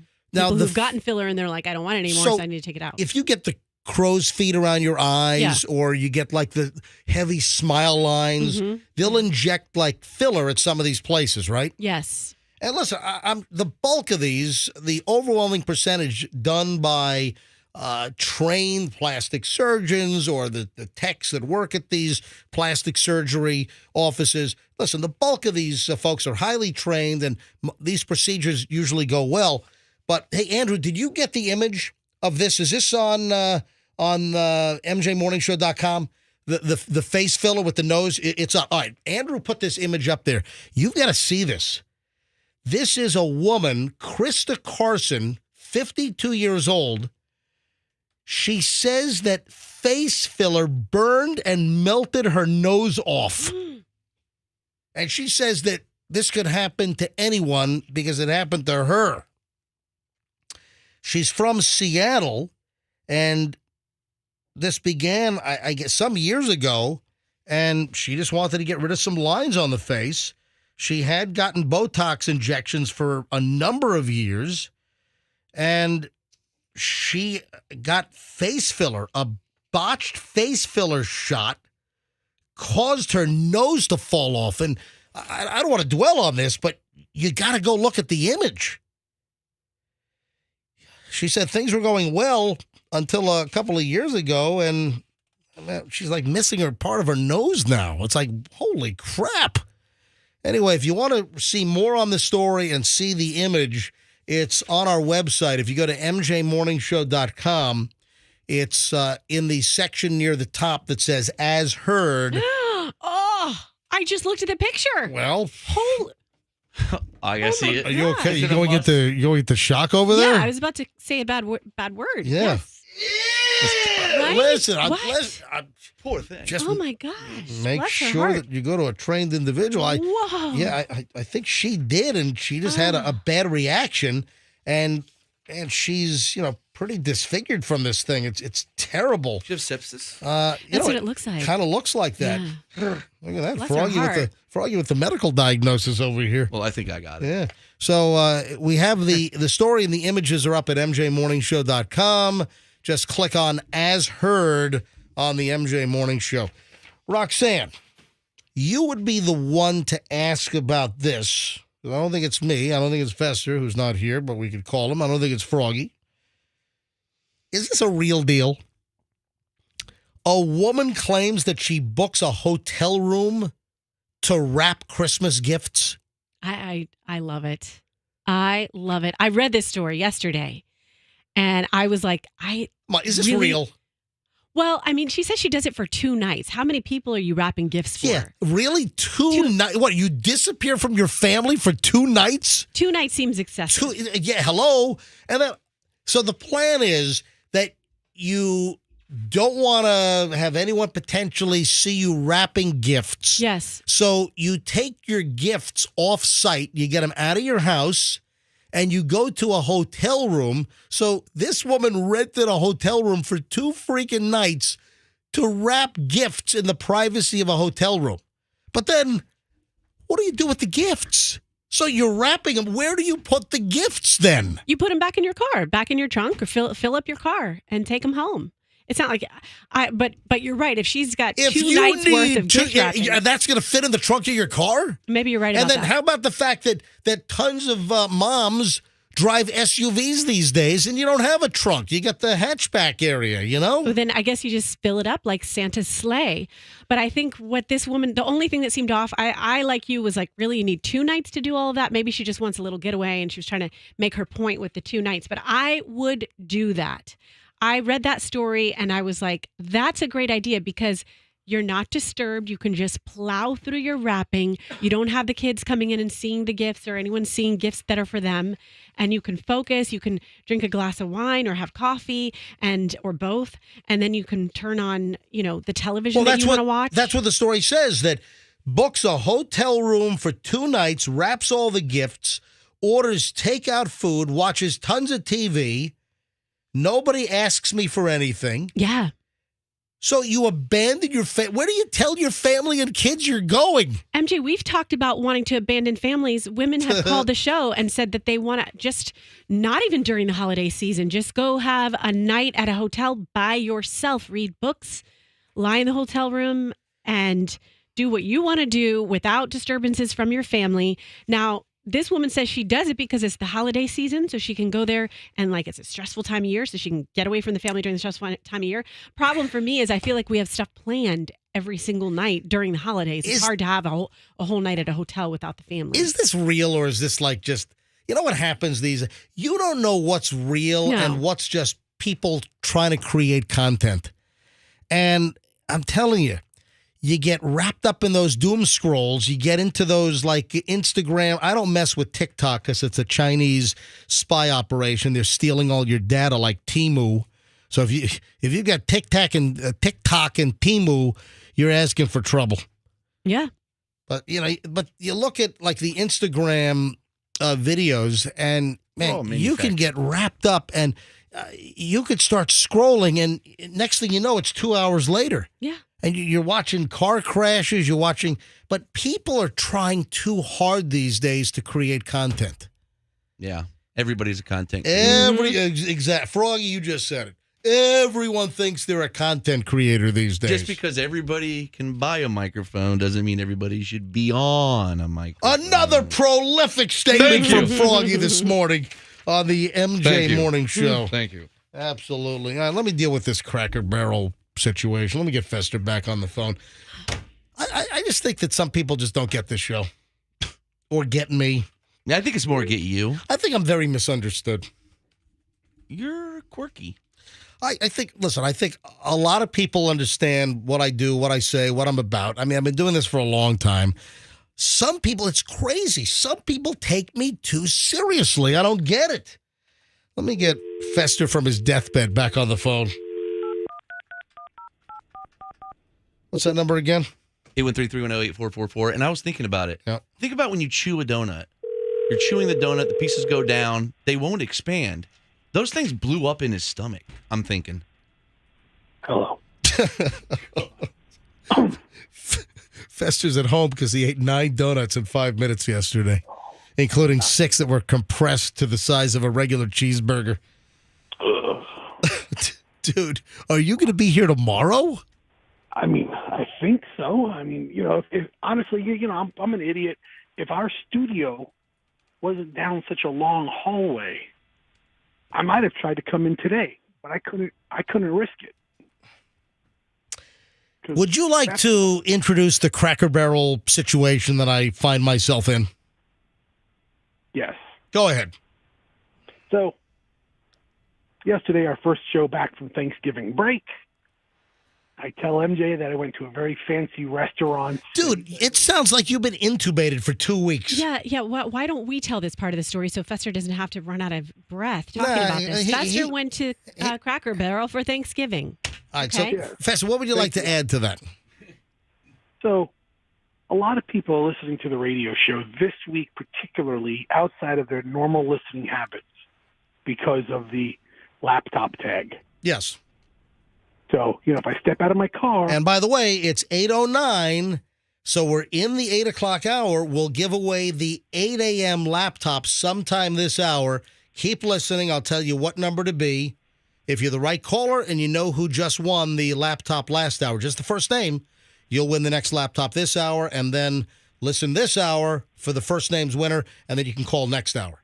And then next hour, know the name, and then you can call tomorrow morning at 6 a.m. Laptop tag. Always have to know the previous hour's winner's first name. All right, go ahead, Fester. So one of our loyal listeners goes to a Cracker Barrel, coincidentally, for breakfast, but plays the morning show on the Q105 app. So it's audible. People around him can hear it. I see. I'm calling a little bit of BS on this story. You're telling me that a guy is in Cracker Barrel and he's playing the MJ Morning Show either on the iHeart app, the Odyssey app, the TuneIn app, the MyQ105 app, because you can listen live on your phone, folks. You don't have to be married to just a regular radio. And, most people do listen on a regular car radio or a home radio on 104.7. But, we do stream on all of these different outlets. There are like 4 different ways to stream. So you're telling me that this guy, and I think I know who it is. Was that Lynn? Yeah, it's Lynn. He's a pastor. He's called in a bunch of times. Oh, yeah, we've known him for years.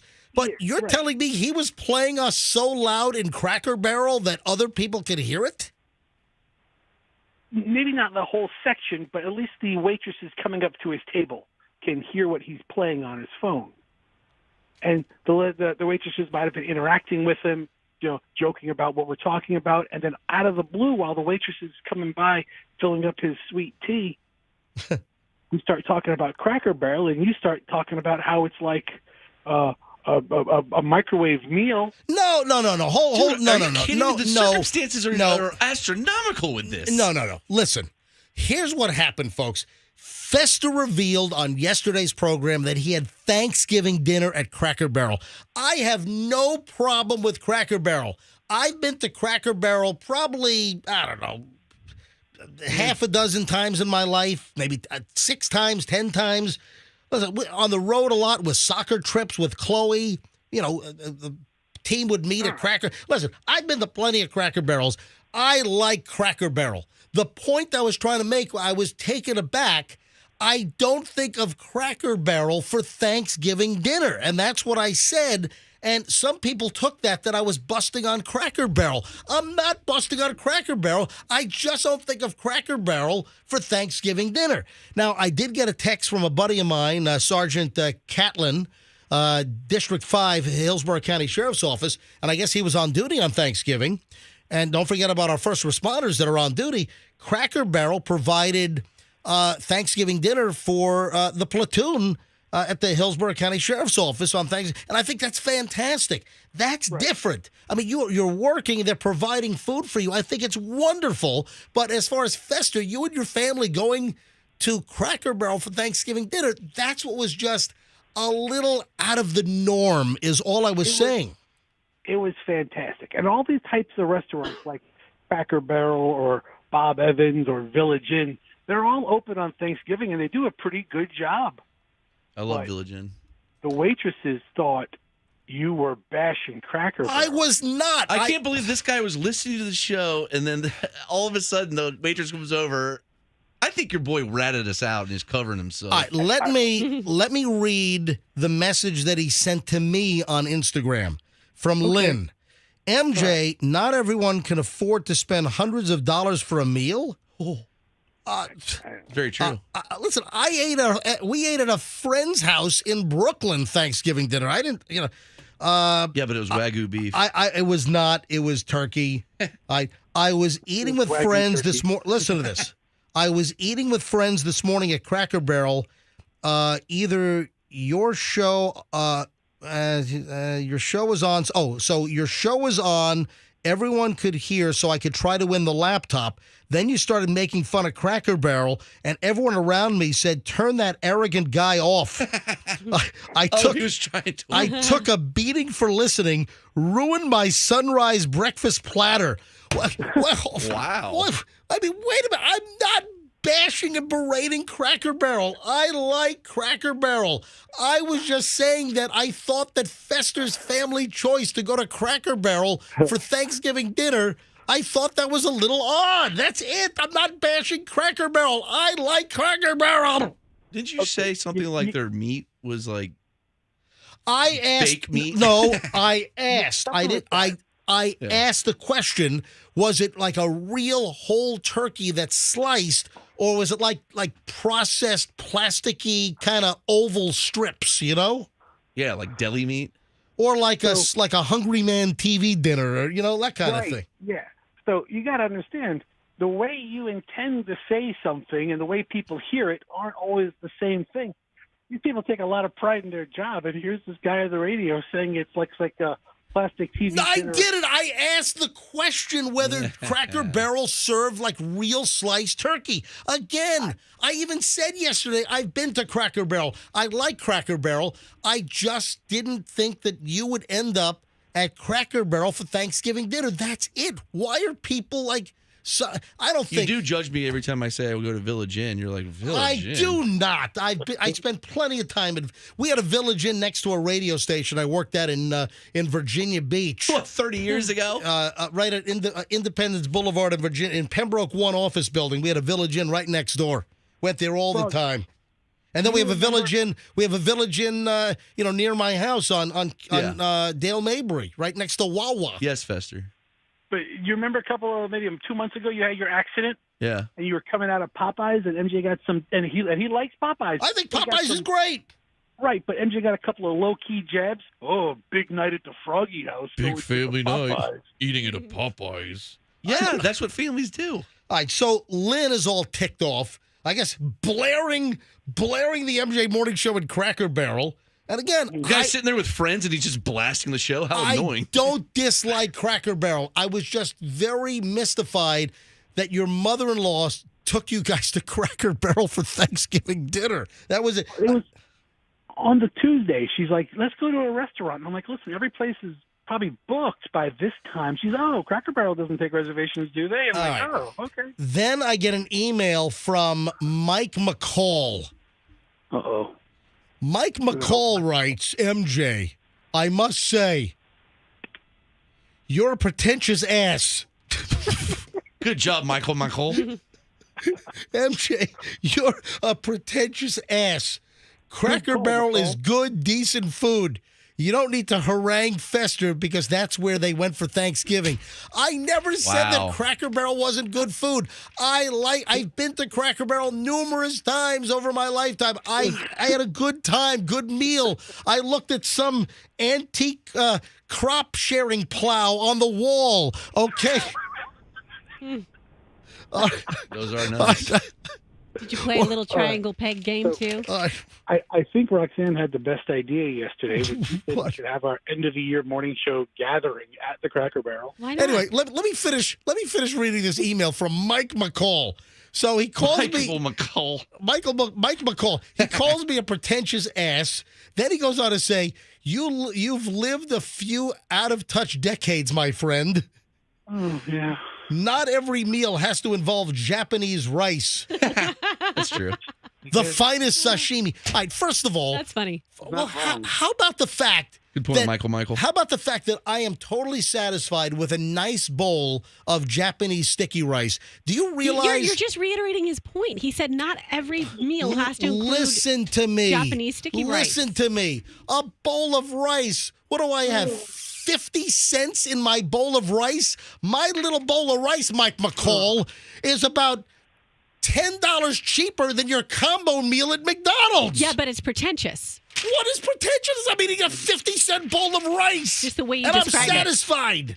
Would you be satisfied with a bowl of Mahatma Parboiled rice? I like Japanese sticky rice, okay? What about like Uncle Ben's? He said that in the future, if anything, I'll be more inclined to tell 3 people a day to listen to a podcast of cat farts. Dude, I follow that podcast. Okay. Michael's thinking. Because, I tell people to tell 3 people a day to listen to the MJ Morning Show. And now he's angry at me, so he's going to tell people to listen to a podcast of cat farts instead of the MJ Morning Show. What is wrong with people? Mike, what has crawled up your butt? Okay, I'm going to get to a point where... Oh, hang on. He finishes up. Let me finish the email. Learn some humility, or at least try to fake it. Ooh. Okay, Michael, let me explain what happened.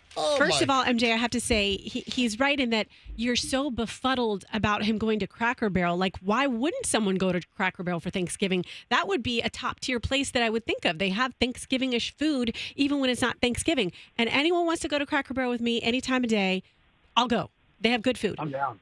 Right? However, Michael, the email writer, it's not that MJ is like being like awful and mean and pretentious. It's more so that he just fell off a turnip truck and everything to him is like, what? Why did you go to Cracker Barrel? It's not that he has like snooty intentions as much as like, oh, what's going on? I It just was came from just Mars and I don't know about Cracker Barrels. No. It was just I didn't think of Cracker Barrel Right. to bring the Right. family for Thanksgiving dinner to Cracker Barrel. That's all I was saying. I wasn't disparaging Cracker Barrel. I like Cracker Barrel. I like buying a Charleston chew and pulling a filling out in the little country store on the way out. You know. Now, listen, if I would have said I went to Golden Corral for Thanksgiving, what would you have said? That would be odd as well. I'm sorry. I thought that's what you Thousands were of going to people say. went to Golden Corral. What's odd about it? Place That's is what I'm telling good. you. You sound worse the more you're Yeah. getting in the weeds. You need a weed whacker. Get us Yeah. to defend you. Don't defend yourself. Just say, I don't okay, think Michael. I don't think MJ's fallen off the turnip truck about much, but listen, it's okay. I mean, all right. All right, so that's the Cracker Barrel controversy, ladies and gentlemen. I'm done with it. I'm putting it to sleep. Okay. I think like the old timer breakfast. All right, Fester, go get You go to better. And sleep. do you think you need to go to the 24-hour urgent care with Allison when she gets home? It's just. I think it's a really sudden and violent case of the runs. I don't know that I Ew. need to go anywhere. All right, I don't listen. I don't need that kind of detail. All right, listen. I'll Mike let. McCall wants to talk about cat farts. And I All right, can't I'll let you go. jerks.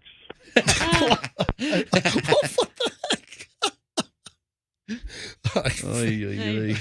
I I think he spiked on sugar. I think he sugar overdosed. think you're starting to sound a little better, actually. yeah, he was improved in that segment. This is terrible. The old my zipper was broken excuse. If I say, the old zipper is broken excuse, what comes to mind there, Froggy or Roxanne? Somebody was Jeffrey tubing it. Well, Oh. pretty close. Out in Polk County, a Polk County pest control worker has been arrested apparently 2 times for exposing himself to customers while inside their house doing pest control. So let me get this straight. The guy is doing pest control in people's houses and his junk is hanging out while he's walking through the house? Wow. According to Channel 8, the Polk County Sheriff's Office said that it first arrested Tyler Mountain, 27 years old, of Lake Wales, back on November 22nd after a 76-year-old Davenport woman reported him for exposing himself. It's my hunting snake. Yeah, that's how I get my jollies, is exposing myself to a 76-year-old Davenport, Polk County woman. Investigators said the incident happened October 26 when Mountain, an employee of Massey Services at the time, was supposed to be giving the woman an estimate for pest control work. According to the sheriff's office, the victim said Mountain left her bathroom with his genitals exposed, saying that his zipper was broken and that he needed her help. Oh, Yeah, could you help me tuck my junk back in? what's the matter? Oh, my God. During the investigation, the detective investigating the case learned that Massey Services fired Mountain. Good on Massey Services after getting the woman's complaint. So Massey Services did the right thing. However, the sheriff's office said the company confirmed that was the second time Mountain was accused of exposing himself to a customer. The previous time was in Haines City. This man used to work as a pest control tech, used his position to gain access to the homes of these women, and then sexually exposed himself, according to Grady Judd, Polk County Sheriff. This behavior is disgusting and predatory because the victim in the Haines City incident was not in the county at the time. Deputies arrested Mountain on a charge of lewd exhibition to an elderly person. Later arrested again on November 25th after the Haines City victim returned. The sheriff's office said that the victim told the detective that Mountain was supposed to be working on her lawn when he exposed himself and said his zipper was broken. So that appears to be his little game. Ugh. Oh, yeah, my zipper's broken, so my junk is hanging out. What is it? No underwear? Ugh. What is it? What's up with some creepy guys who do this? I swear when I was a kid, I remember like 2 or 3 of my friends who had this happen to them where a guy would not pull the zipper down, be exposed in some way, whether it was like the beach or it was... What places you go as a kid? No, that's what I'm saying. In public places. It's like there are a lot of creeps out there who like, you know, get turned on or get their whatever off by exposing themselves to all different types of people. Well, you got people with all kinds of psychoses and all kinds of, you know, mental issues out there. And, you know, people get their thrills, their jollies from different things. And, you know, hopefully it's personally contained, you know, with just yourself, or it's contained within a healthy relationship, whatever floats your boat. But for Mr. Pest Control guy to, you know, expose and have his junk hanging out while he's like walking through the house, you know, giving an estimate or killing bugs, and his excuse is, oh, my zipper's broken. Yeah, that's a mental defect, I would say, in my opinion. Maybe his wiener has some special ability that it could find like termites. Termite finder. It points him to the direction, like one of those it's rods. It's like the dog that finds the bed bugs. Yeah, it's like a beagle. There are some pest control companies around the country that have dogs that are trained to sniff out bed bugs. This is my sniffing wiener. It's my termite wiener. You know, that's a great concept for like a Netflix series or something. Yeah. What, termite wiener? What? Let me see. It's pointing it. Whoa, pointing it over here. I think we got a mound. I just texted Grady Judd, Polk County Sheriff, to see if he was available to take our call. You know, usually I pre-set things up, but I don't know if he's available for us. I'm sure he's got something to say about this, something quippy. Oh, man. Yeah, I just sent him a text. I'll see if he's available, if he responds back, and we'll talk about it later on. Oh, and they do believe that there are other victims. So, sure. Yeah, Grady, Grady Judd said, we believe it's possible that more victims of this man could be out there. And if that's the case, we want them to come forward because obviously that'll enhance the charges and there'll be additional counts from additional victims. So if you had this guy, this pest control, I guess he did indoor pest control and outdoor pest control and like lawn spraying. And if this guy out in Polk County exposed his stuff to you and then claimed, oh, I'm sorry, my zipper's broken, the Polk County Sheriff's Office would like to hear from you. But that's a lame excuse that oh, yeah, my zipper's broken. That sucks. Hey, listen to this, and you tell me if you were a business owner, if you would keep this person as an employee. A Disney employee charged $24,000 on the corporate card that he had to pay for his drug-fueled lifestyle, and for whatever reason, Disney did not fire him. Huh? Wait a minute. Disney? A Disney employee spent $24,000 on his corporate credit card. He had a pretty fast lifestyle, illegal drugs, and Disney did not fire him. He came clean about his irresponsible behavior, and Disney did not fire this guy. Is that kind of the same as embezzling when you're putting money on your corporate card for things that don't have to do with your business? The guy's name, Taran Sargisian. He's since left the company on his own, but he wrote an essay for Business Insider about his personal struggles some years ago. Graduated from college. Disney hired him as a software engineer for the PhotoPass team. And he said that he was depressed and isolated. He said that his addiction deepened.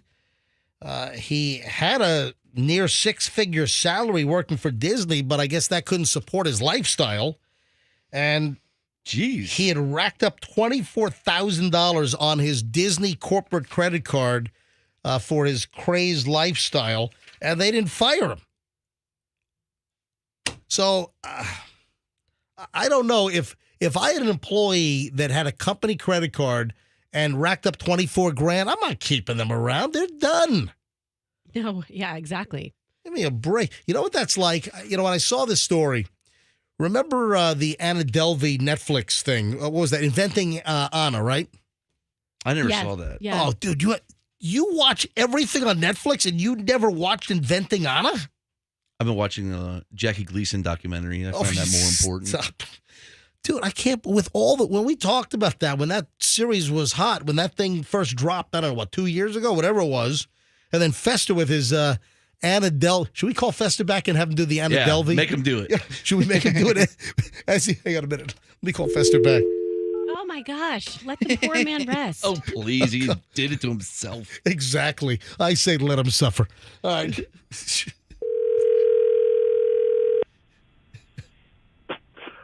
Hello. Are you listening to the show? No, I'm not listening to the show. All right. Hey, I need to speak to Anna Delvey. Hold on. It's going to take a minute. Let me go get her. I need to speak to Anna Delvey. At least we didn't have to speak to Cajun Fester. Yeah. Oh, who is this poor person who wanted to talk to me on the phone? Who is this? Who are these poor folks? Oh, look at those shoes. What, MJ, eating at Cracker Barrel makes Fester look so poor. So Fester's Anna Delvey. She's with you on that. But the guy with the Disney credit card, using it to charge all kinds of drug-fueled things, it reminded me of Anna Delvey and the story where, remember they went to that resort in Morocco, and what magazine did the friend work for? Did she? Was it Harper's Bazaar? Or Vogue? She worked for one of the big ladies magazines, and she used her corporate credit card, and she got saddled with the whole $50,000 bill at the resort from Anna Delvey. Well, Anna's like, oh, my number is coming.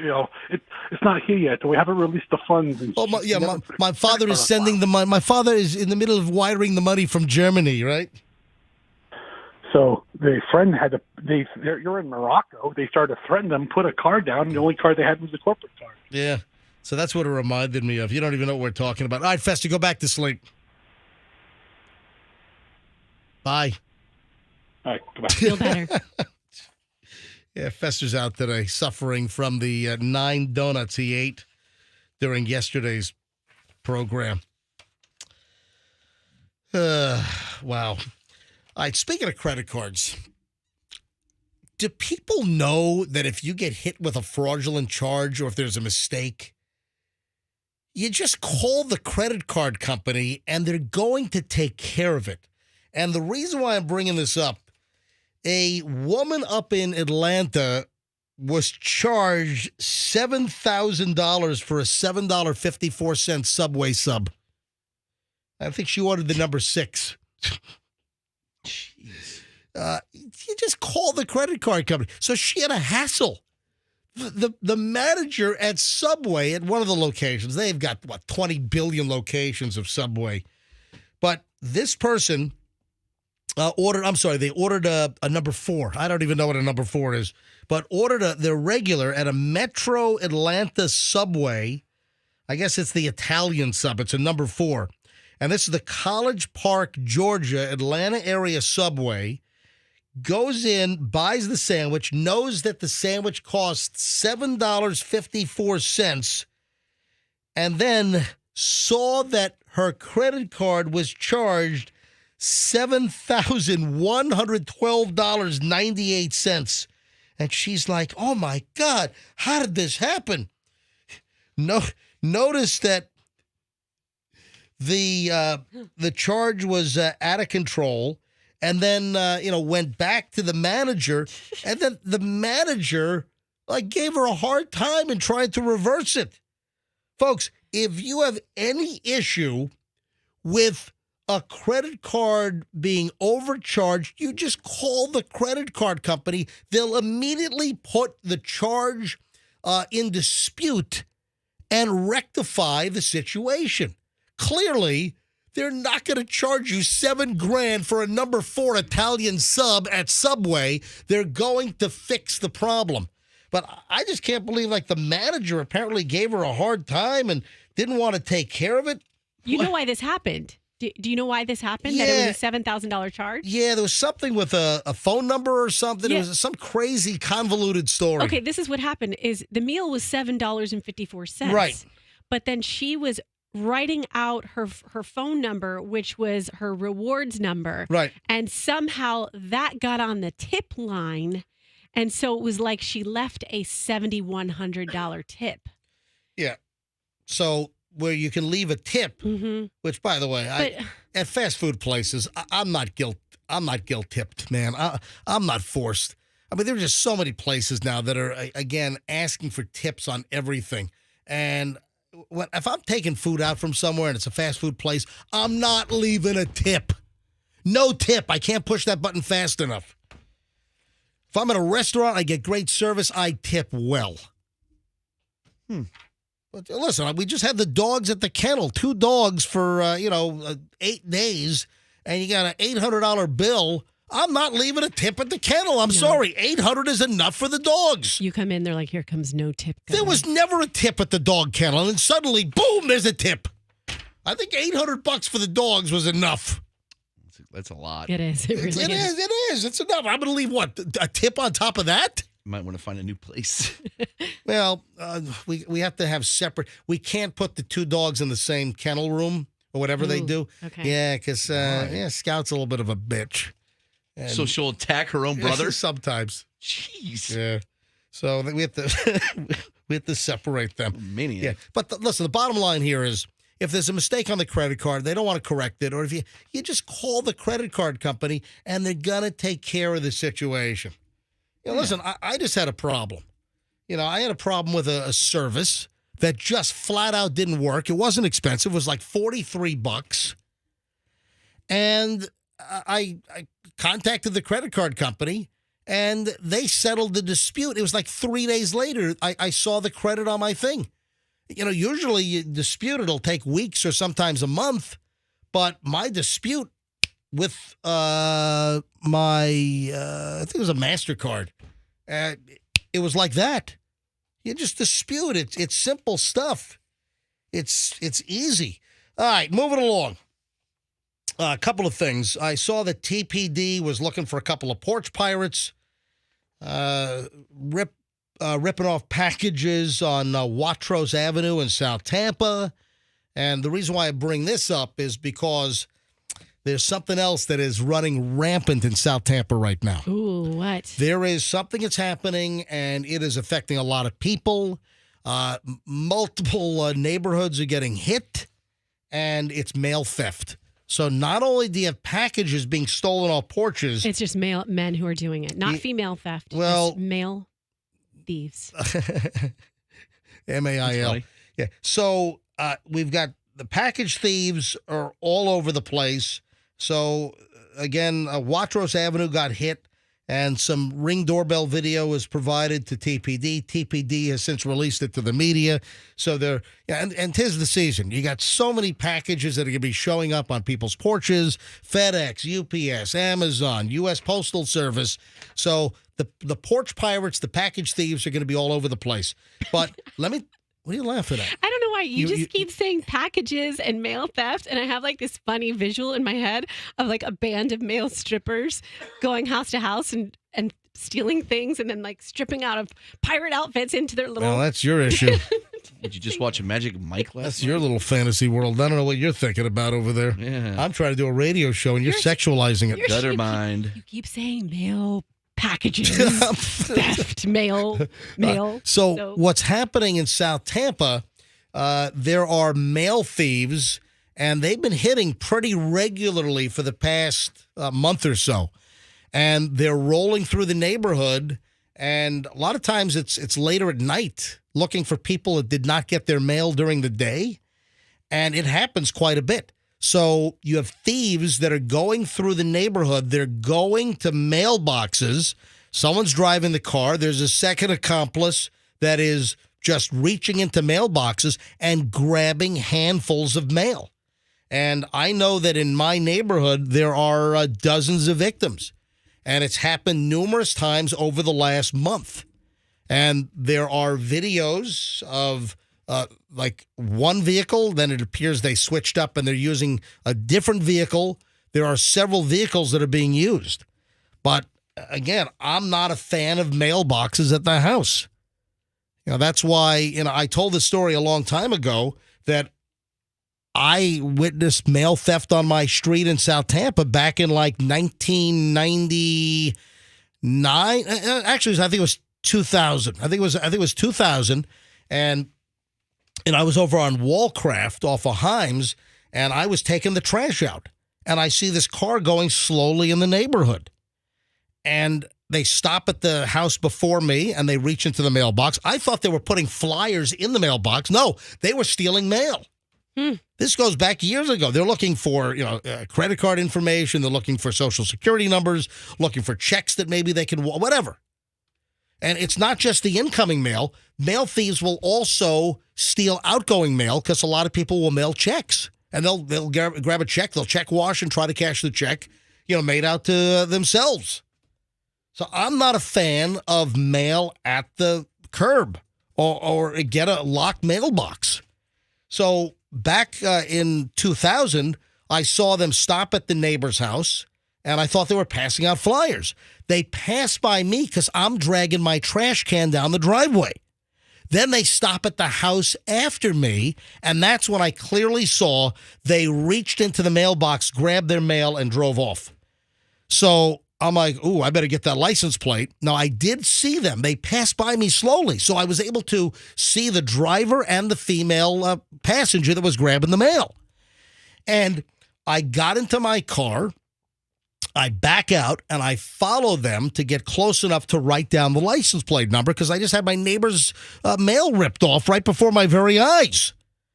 So as I'm driving, just trying to get close enough, and it's just, slow neighborhood speeds. At some point, they realized that I was following them.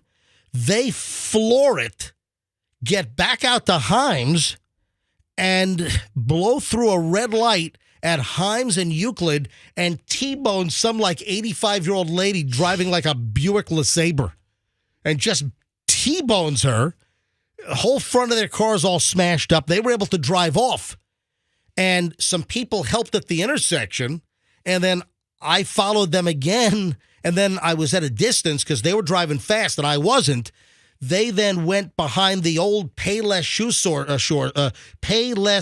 Source at the corner of Dale Mabry and Euclid, and they drove into the parking lot. They chucked all their mail in the dumpster. Then they dumped the car over at Joe Redner Enterprises on like North A off of Kennedy, and then they reported the car stolen. But guess what? Joe Redner's operation back in 2000 had surveillance cameras and got them leaving their car and abandoning it. So the cops had them, pegged. And then there was a Detective Puig, P-U-I-G. I'm sure he's retired now, TPD. And Detective Puig, he met me. I was working out at the Harbor Island gym. This is 23 years ago, and he met me in the parking lot, and he pulls out these lineup boards of like 8 pictures of men, 8 pictures of women, and he says, "Can you identify the people in the car?" And I said, "Well, I'll give it a shot." So he pulls out the male pictures, and he says, "Can you identify the driver?" I go, "Boom, right there." And he said, "Yep, that's him." Jeez. Then he pulls out the board with the female pictures, 8 mug shots of females. And says, "Can you pick out the female that was stealing the mail?" I said, "Yep, right there." He said, "Boom, you got them both. We got them."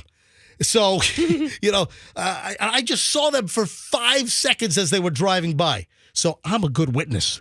Oh, yes, you are. That's what that means. I'm a good witness. There you are. So that's why mail theft is still going on. There's a whole big problem in South Tampa right now, Beach Park area and other places. That's why I've had a P.O. box. When I saw the mail theft back in 2000, that's when I moved all of my important mail to a P.O. box. I don't even have a mailbox in my house in South Tampa. I have zero mailbox in front of my house. I don't want my credit card statements, my bank statements, brokerage statements. I don't want that sitting at the curb. So it goes to a locked P.O. box, and I go, once, twice a week to get the mail. It's a worry word. I got to give away the laptop. Yeah, I'm running a little late here. I want to do about 5 minutes. Why did you guys remind me? I got to give away the laptop. You got to tell your old story. All right, let's go. I can't go with because I don't want to get too late here. All right, let's go with caller number 35. I'll make this easy. Next hour, I'm going to make it a doozy.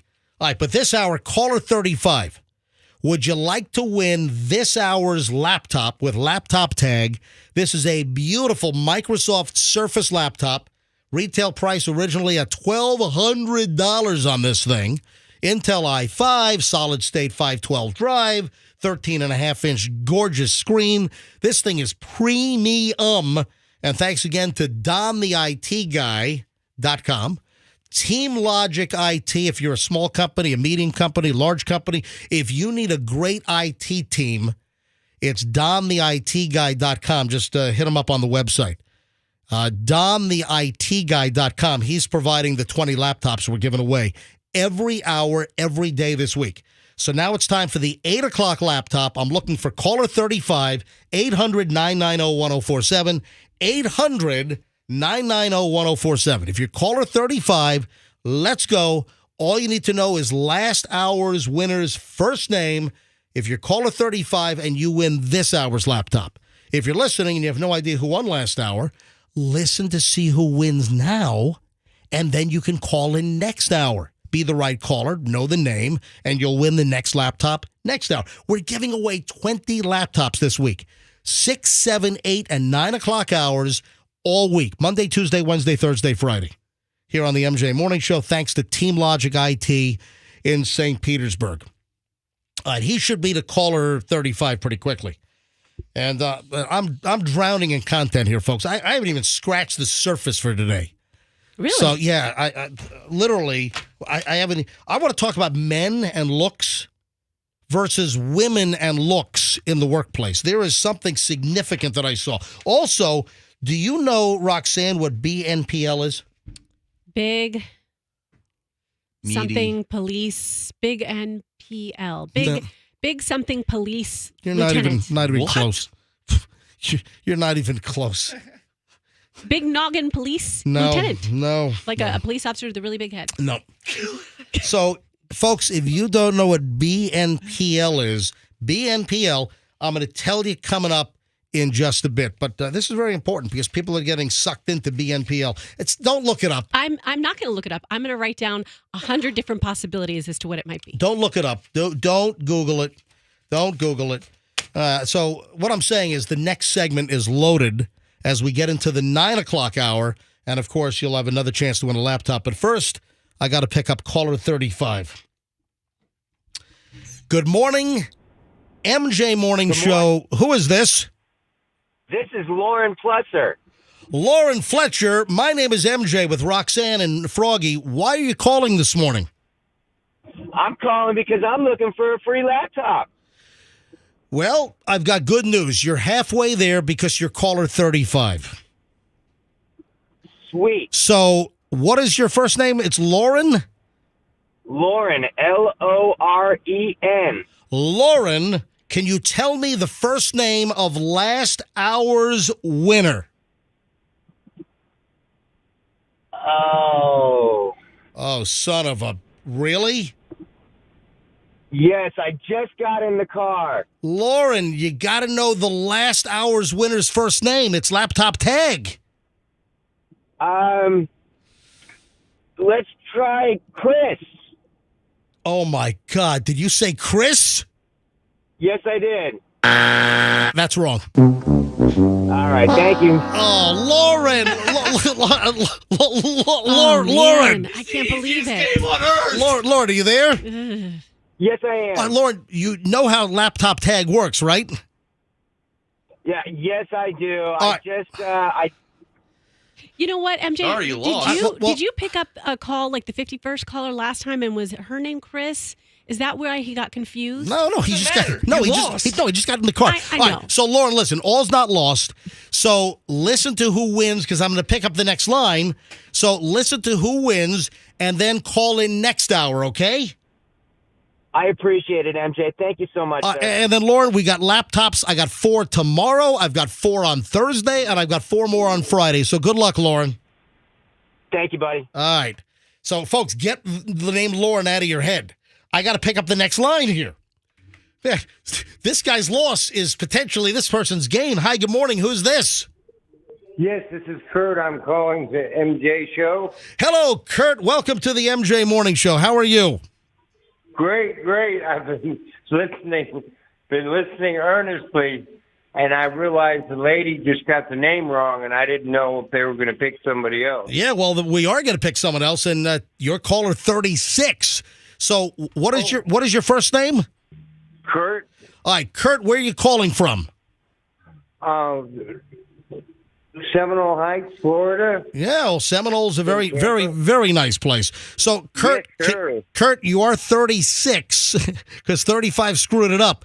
Kurt, do you know who won? God, I can't believe it. All right, Kurt, hold on, Kurt. All right, Kurt, who won last hour? What's the name? Patty. Yes! Oh, my God. Kurt, Oh, my God. Kurt, you got it. Oh, my, are you serious? I'm serious. You won a $1,200 laptop. You got it. Oh, my God. This isn't a joke. It's not a joke, Kurt. You won. Oh, my God. I was coming the morning. I've been listening every day. I was listening about the speed things for the truck, and I was like, today I'm going to win. Well, if I just keep earnestly on it with my radio. You got it, Kurt. You got it, Kurt. All right, Kurt, hold on. Andrew's going to give you all the information. Don't hang up, and you can get down here and pick up your brand new laptop thanks to DonTheITGuy.com at Team Logic IT St. Pete, okay? Oh, my God. How is Fester? He ate too many donuts. Yes, he did. Fester's on his deathbed right now. Hey, listen, Fester's going to die, but you got a laptop. I feel bad for him. Okay, thank you so much. I never win anything. I'm like blessed today. Well, Kurt, you I are. went to church this weekend. Yeah, you went to church and now you want a laptop. Look at that. Prayer I works. can't believe it. I'm like, my life is getting better. Look at that, Kurt. All right, Kurt, hold on a sec, okay? Yes, sir. All right, Kurt is on 5. Wow. Look at that. Oh, one guy blew it. Yeah, Lauren blew it. All right, so folks, know the name Kurt. Kurt.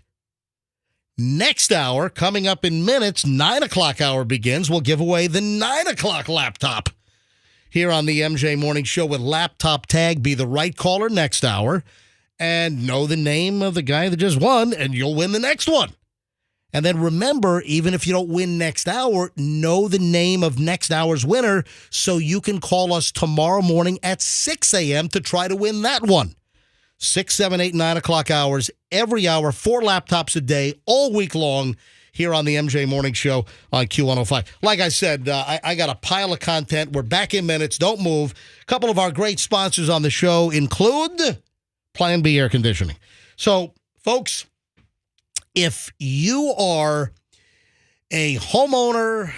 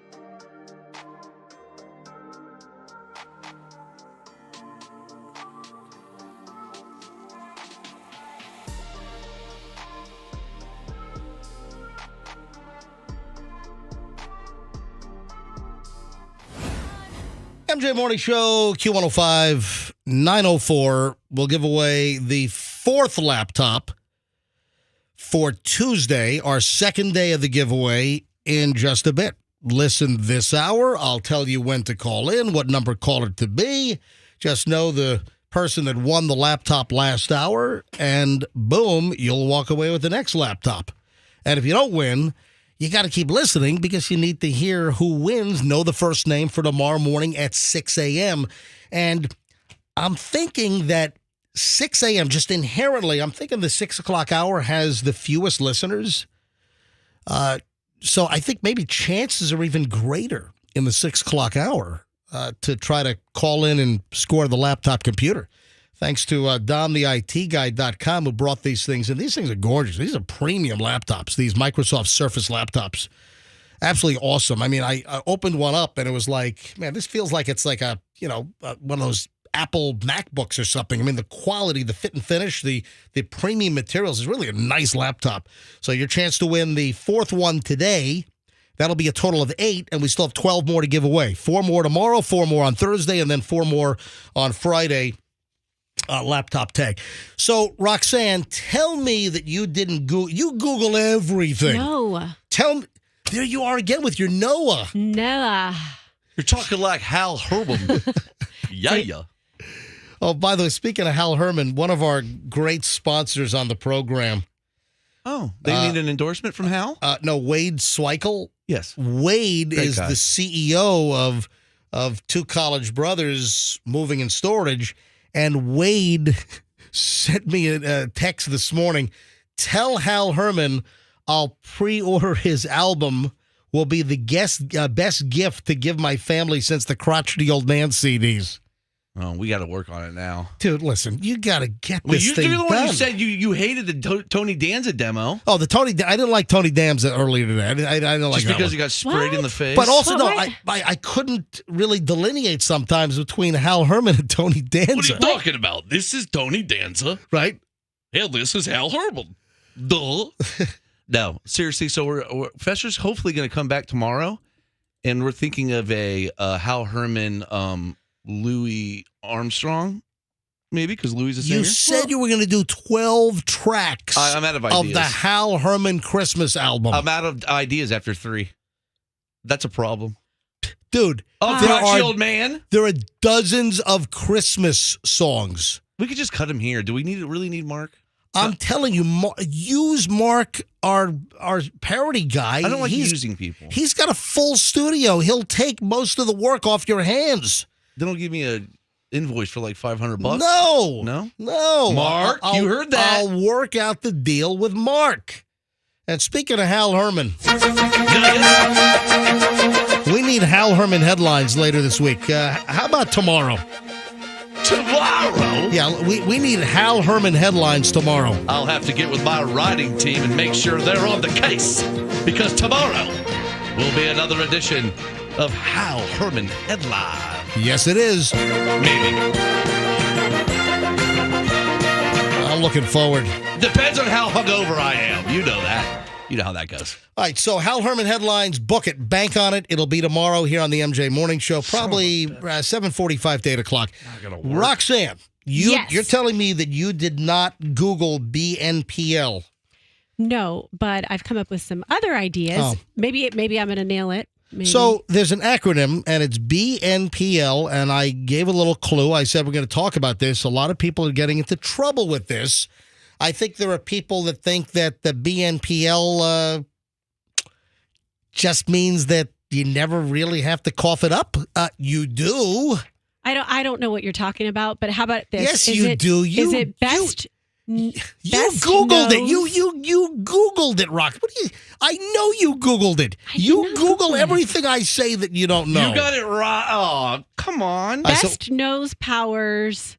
Lovely. Or best nose powers. That was you this morning sniffing out my perfume. I'm trying to guess. BNPL. You're just Beauty spouting out Night random. All right, let me Patron It line. has to be something that can't be good. All right, let me just do this here. All right, so BNPL is an acronym for Buy Now, Pay Later.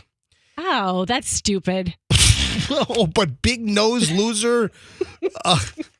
Hey, we talk about me. Nose powers loser. Whatever. this is a problem, and people are getting into trouble. The amount of BNPLs is going through the roof. Oh my gosh. You know where you see them all the time is IG. They'll send you an enticing ad at something you totally want and have always dreamed of and didn't know how badly you needed it. And then you see it on IG and because the algorithms know you so well. Right, but Roxanne, I'm not seeing the ads on my Instagram when you scroll and I'm looking at my feed or whatever and the ads that get jammed in there. I'm not seeing things that I gotta have. I'm like, if I scroll, I'm going to go through. Let me go through right now. I'll tell you. Let me go through my ad. And yes, if you do a search for something, if you do like a Chrome or a Google search for something, that data gets all cookied, and then you'll end up sometimes getting ads in your feed. So if I'm on my Instagram right now, and I'm looking. The first thing that's up there is a Swiss watch guy. So I like looking at his watches. All right. The next one is an ad for Hertz Rent-A-Car. Then there's somebody else I follow. All right. Keep going here. And, I'm just scrolling through my feed. All right. Here is, look at this. There's an ad for Snake River Farms. And I did Google that because you want to hear something crazy? Oh, yes. We're at a really cool restaurant in New York last Wednesday. And we ordered pasta dishes that were like $28 to $31. So I thought for New York City, we ordered phenomenal pasta dishes. This was at Torrisi. And Torrisi was really good. They just got their first Michelin star. It's a great Italian place. Same company that owns Carbone owns Torrisi. It's a hot new spot. Got a late night res. So we went. It was, almost last minute. And the food was fantastic. So we ordered a bunch of pastas, and we also ordered, Chloe ordered like a duck dish, which was not terribly, I think it was like $46 or something. And we did family style. So we had like 4 pastas and a meat, and, we all shared. But on the special board, there was a Snake River strip steak. Do you know how much the Snake River 30-ounce New York strip was? Just take a guess. How much money? 30-ounce Snake. Now, Snake River is a really good producer. Great. It's like American Wagyu, and beautifully marbled. It's good stuff. It's a premium beef product. There's no doubt about it. So they were featuring a 30-ounce strip. Would you like to guess how much the 30-ounce strip was? Froggy, what is your guess? $42. That would be wrong. Damn it. That is incorrect. Roxanne, make sure you don't go over or else the mountain climber crashes. Play smart. Play smart. How much do you think the 30-ounce strip steak was? I'm going to say $150. Oh. I didn't go over. But you didn't go over. Froggy, would you like to guess? $200. Pat? Nope. You didn't go over. Nope. I'm going to play a little risky here, and I'm going to go to $300. $310, Pat. $375. $380, Pat. Why tell us. Why you calling me Pat? I don't know. Okay, $5,000. I just want to hear that. I want to hear me bust. $5,000. I want to hear the bust. Boo. The steak was $525 I bet. for a 30-ounce strip from Snake River. $525. Now, I believe the same steak can be purchased, I think, for about $100. I think is what you can buy it from them. That's a pretty hefty markup. I wonder how many of those $525 steaks they sold that night. I wasn't going to spend $525 on a steak. But I'll tell you what, the food was absolutely fantastic. Anyway, back over to, and I got to call Big Lots. We got to pick up on the story we did earlier today regarding Big Lots and if the store is closing because of pilferage. So we'll get to that here in a second. But BNPL, buy now, pay later. People are getting into trouble with this. And the amount of purchases that are being made with buy now, pay later type deals, these bills come due. And you have a record number of shoppers, especially Black Friday, Cyber Monday, that whole racket yesterday. It was expected that the buy now, pay later services were going to excessively increase, according to Adobe Analytics. So, like last year, services like BNPL, services like, with BNPL, buy now, pay later, folks using services like, is it Klarna, Affirm, these services where you can buy now, pay later. And of course, there's an interest rate attached. And if you don't pay and you keep dragging it out, whatever deal you got, whatever money you think you saved, it's totally being eaten up and then some if you rack up interest charges. But you've seen these buy now, pay later companies, they've seen market increases over the years, and this year was expected to be among the largest for buy now, pay later. So that's what BNPL is. So I wonder how many of our listeners did buy now, pay later yesterday on Cyber Monday or Black Friday. You know what? I'll go to phones on this. That's fine. 800-990-1047. This is not for the laptop yet, folks. That's coming up. If you're using some of these buy now, pay later apps, how much have you racked up? And when do you have to pay by before you start accruing interest? And if you think you saved money on Black Friday or Cyber Monday, if you carry these buy now, pay later balances out, you're going to end up, paying more for the item. Now, I'll grab a couple of calls here. If you extensively use buy now, pay later, tell me what the deal is. I mean, are there ones out there with low interest rates, and how long before they start charging you the interest? 800-990-1047. And again, don't call for the laptop yet. I'm asking a question based on the story, so we're not giving away the laptop yet. Only if you're a buy now, pay later user, BNPL. 800-990-1047. That's 800-990-1047. All right, Andrew is screening calls, and I'm sure he's getting a bunch of folks. Hey, what number caller am I? Not doing the laptop yet. Just stand by. Let me grab Robert and Trinity, and let me see what he's using and then how long before they start charging interest. Let me grab Robert Trinity. Hi, Robert. You're on the MJ Morning Show. Hello.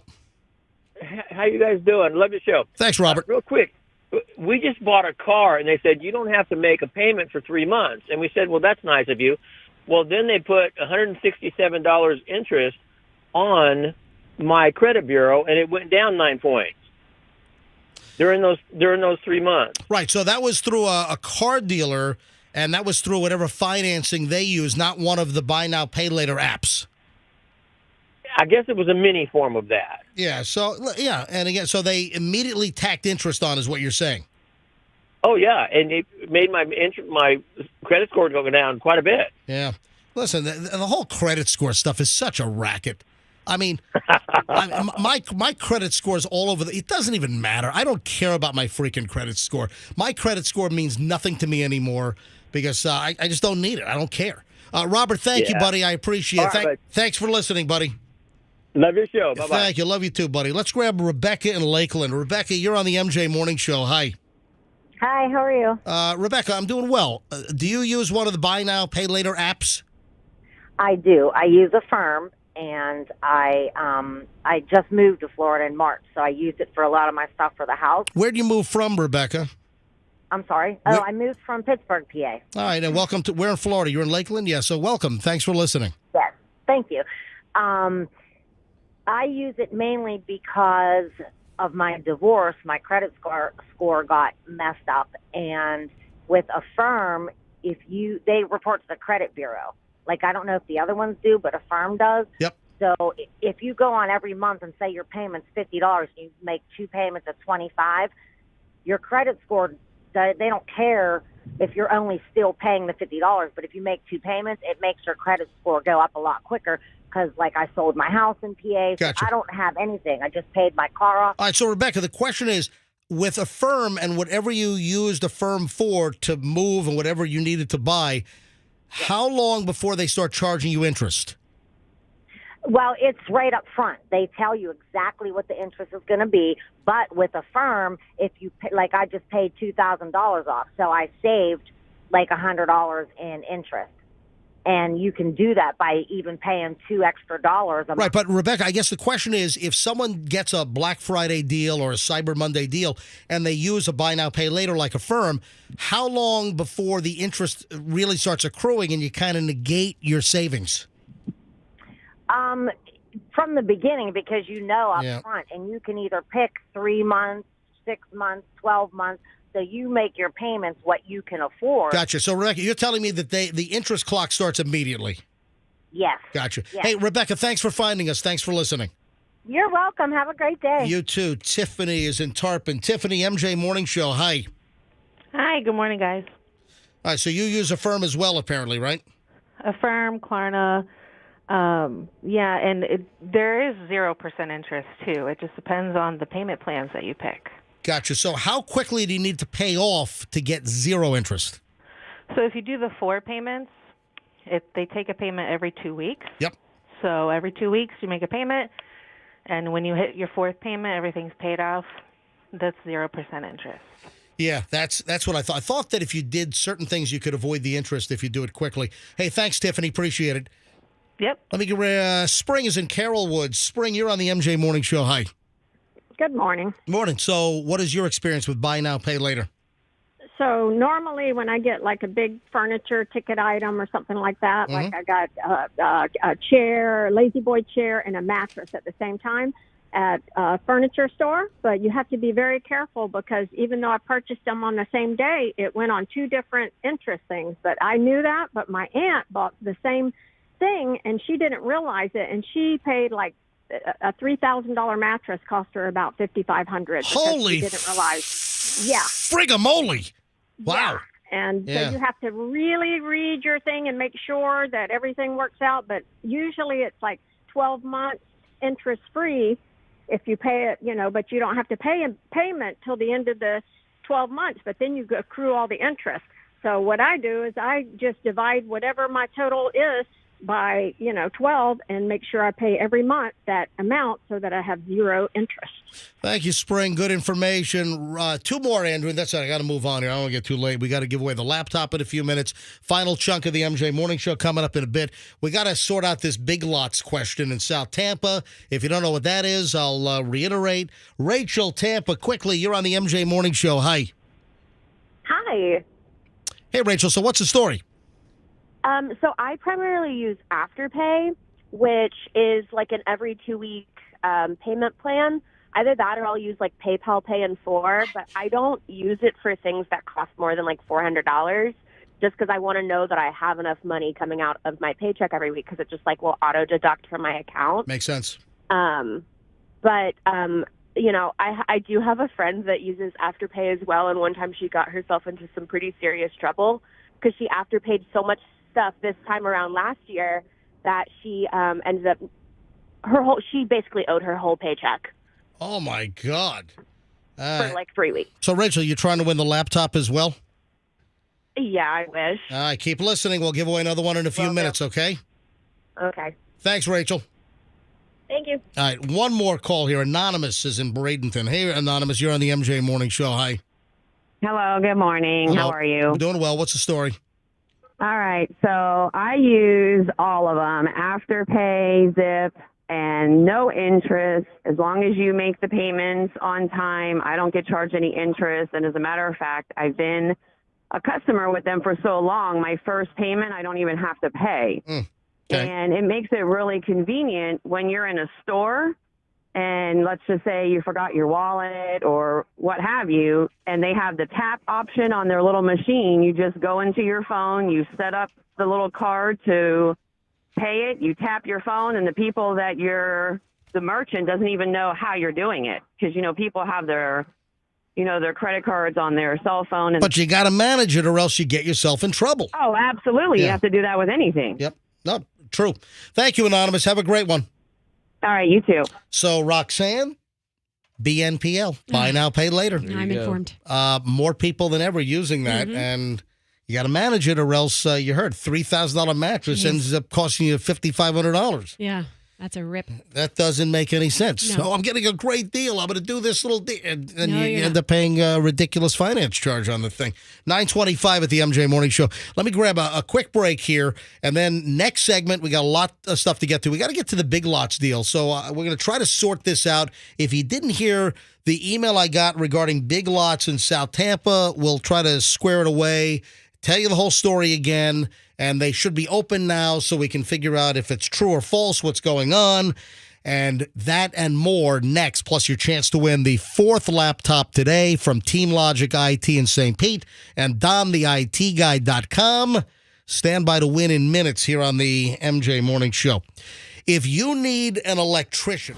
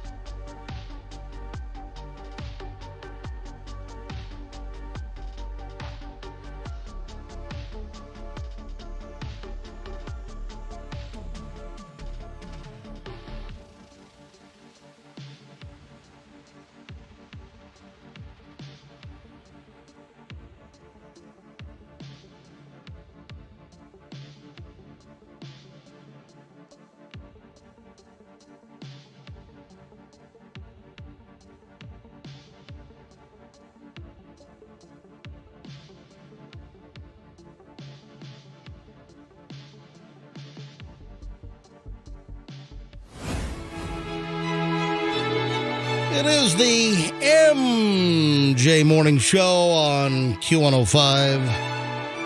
MJ with Roxanne and Froggy, no Fester, but we had Fester on the phone a couple of times this morning. Fester apparently got smashed by eating the 9 donuts, including 6 compressed donuts all at once yesterday. And he be hurting, I mean, in really bad shape today. Hopefully he'll be back tomorrow. We'll see what happens. Poor guy. Hey, I just called Big Lots. Oh, and we'll give away the laptop in just a few minutes. You see the phones here. The phones are just ringing nonstop all day.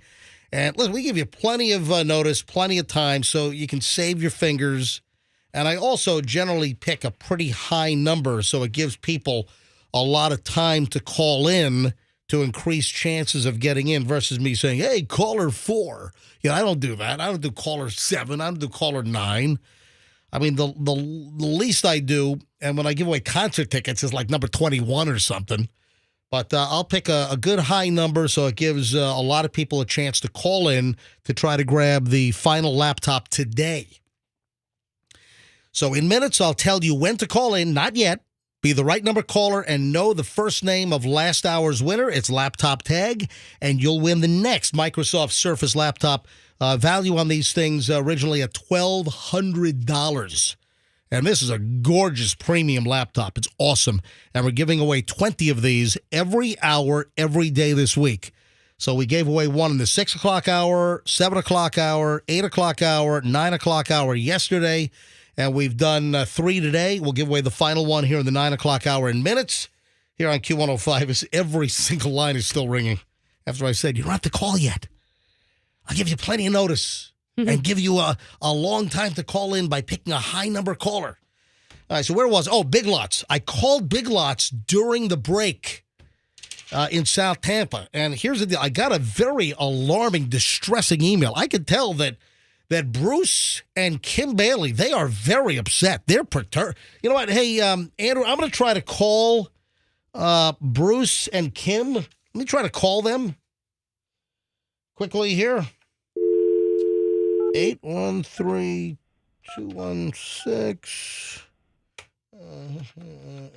All right, Andrew, it's going to ring. Calling.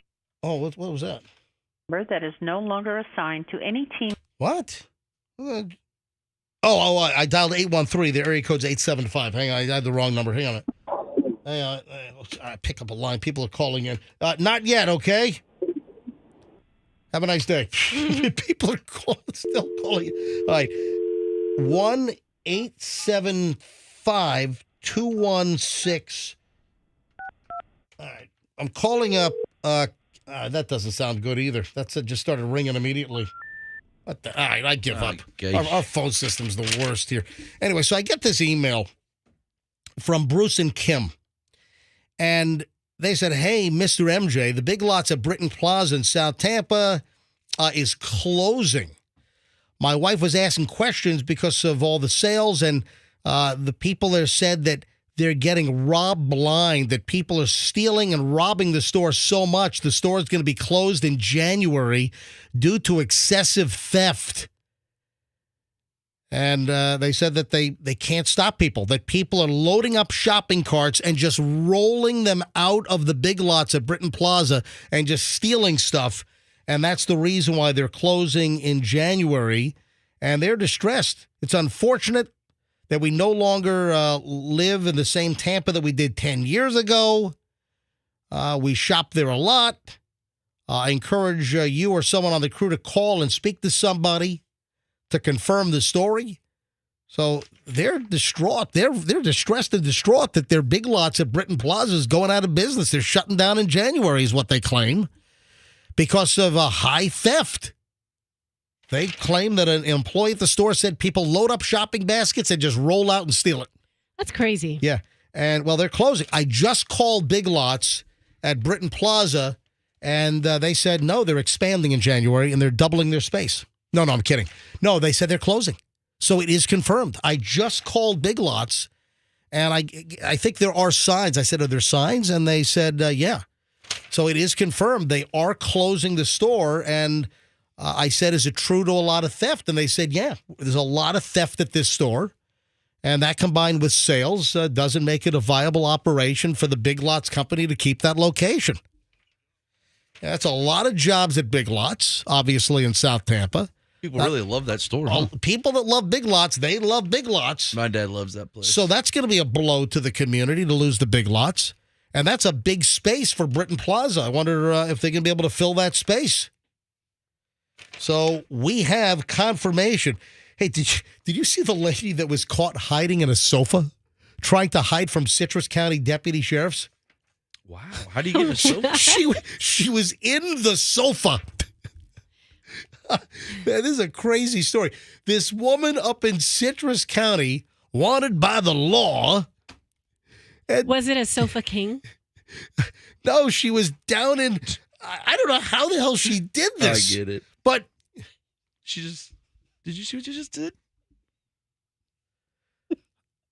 You missed it. I know I've seen the truck for Sofa King. Have you seen it before? I've seen the picture of the Sofa King truck.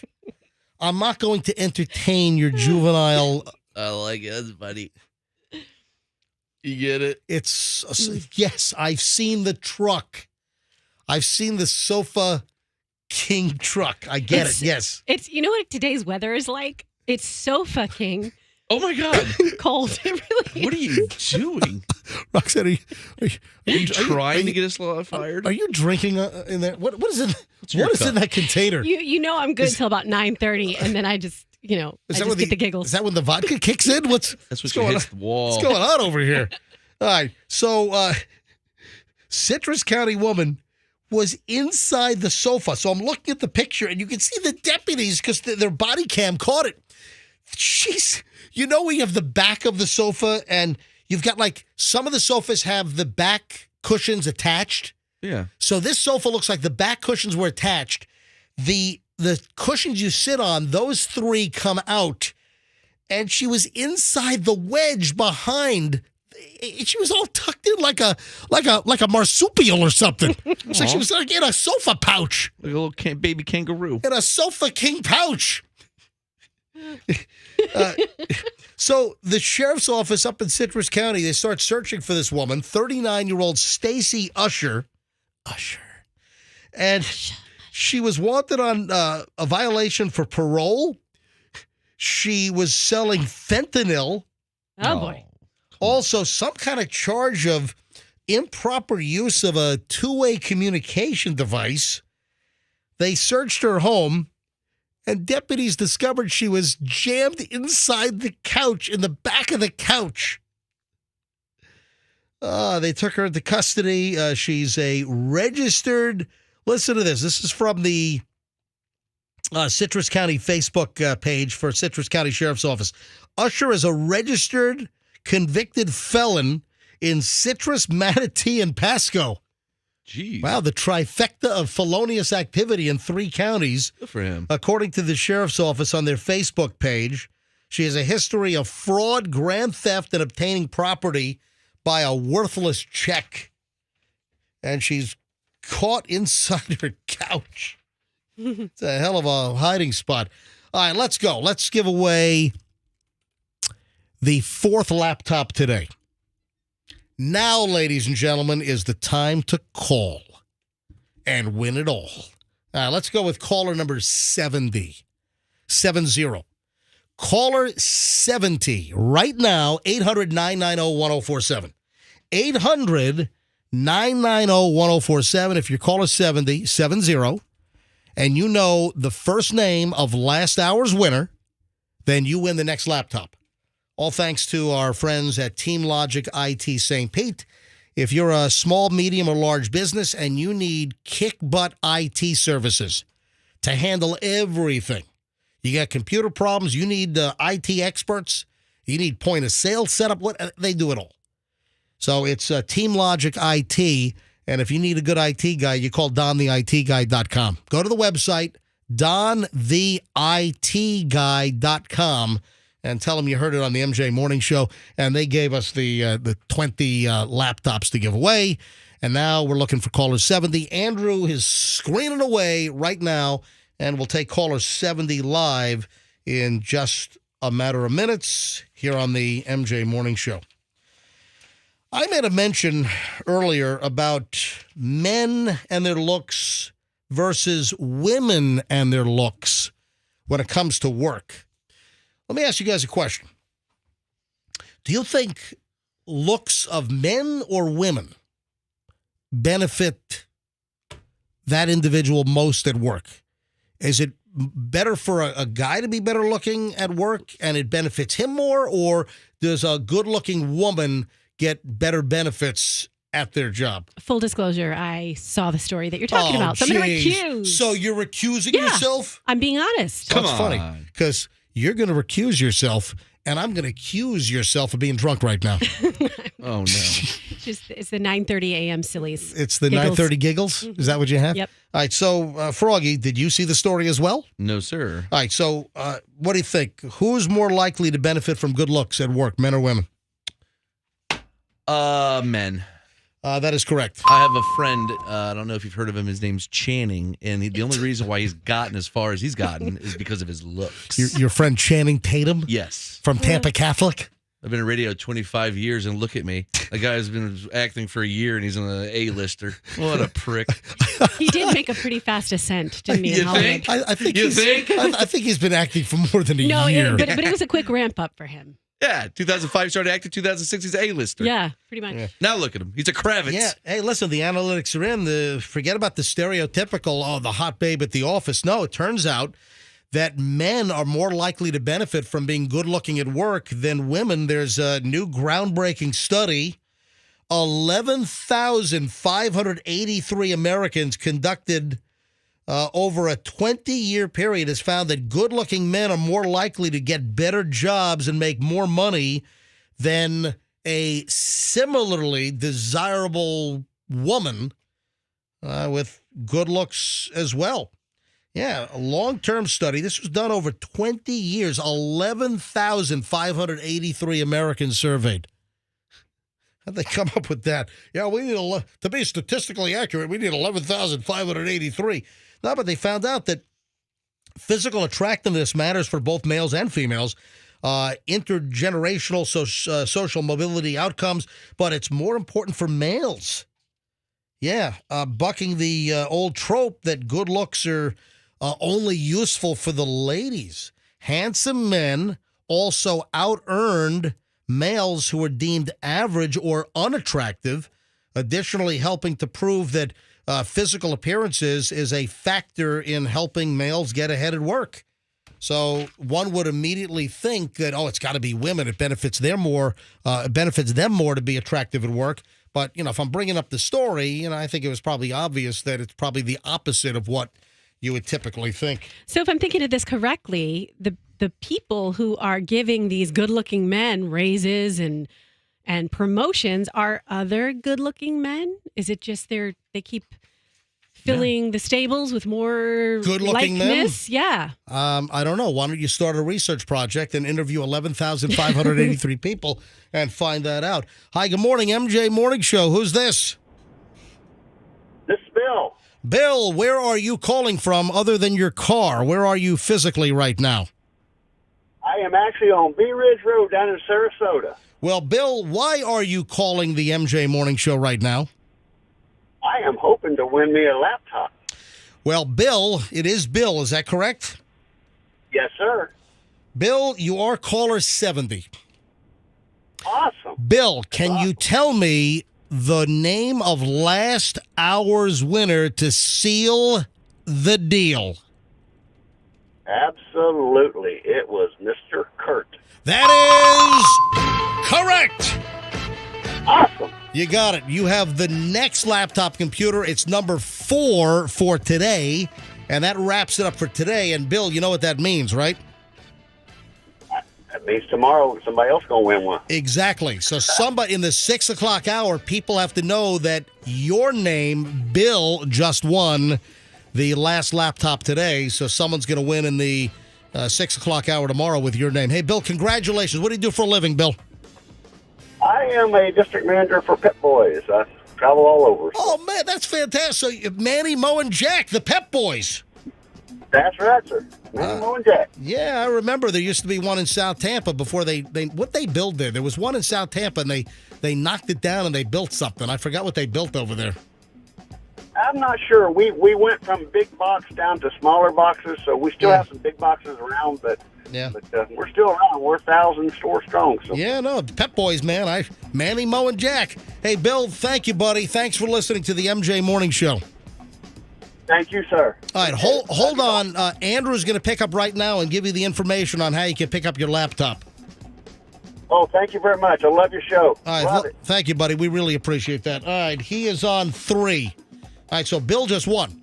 Know his name tomorrow morning in the 6 a.m. hour, and you could win the first laptop on Wednesday.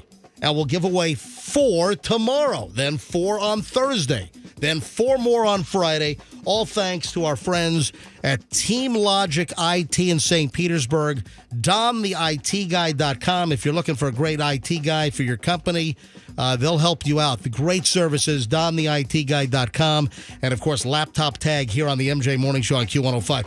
Froggy, any last words before we get out of here today?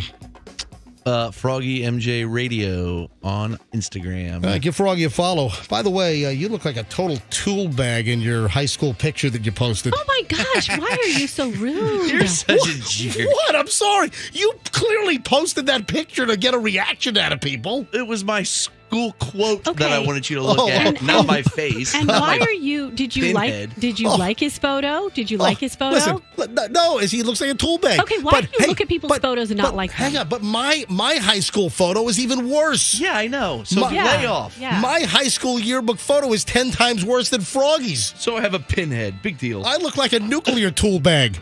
I look totally doofusy. Follow at Roxanne Wilder. I just showed you some content Yeah. on my IG, so there's some good stuff up there. And why don't you like our posts ever? I've been meaning to talk to you about this. Just in general, you never like my posts. I don't know. I guess I got to start liking stuff. I like yours all the time. Folks, we'll see you back here tomorrow. Of course, I'm Certified MJ Radio on Instagram. Folks, have a great day. See you tomorrow, and let's be careful out there.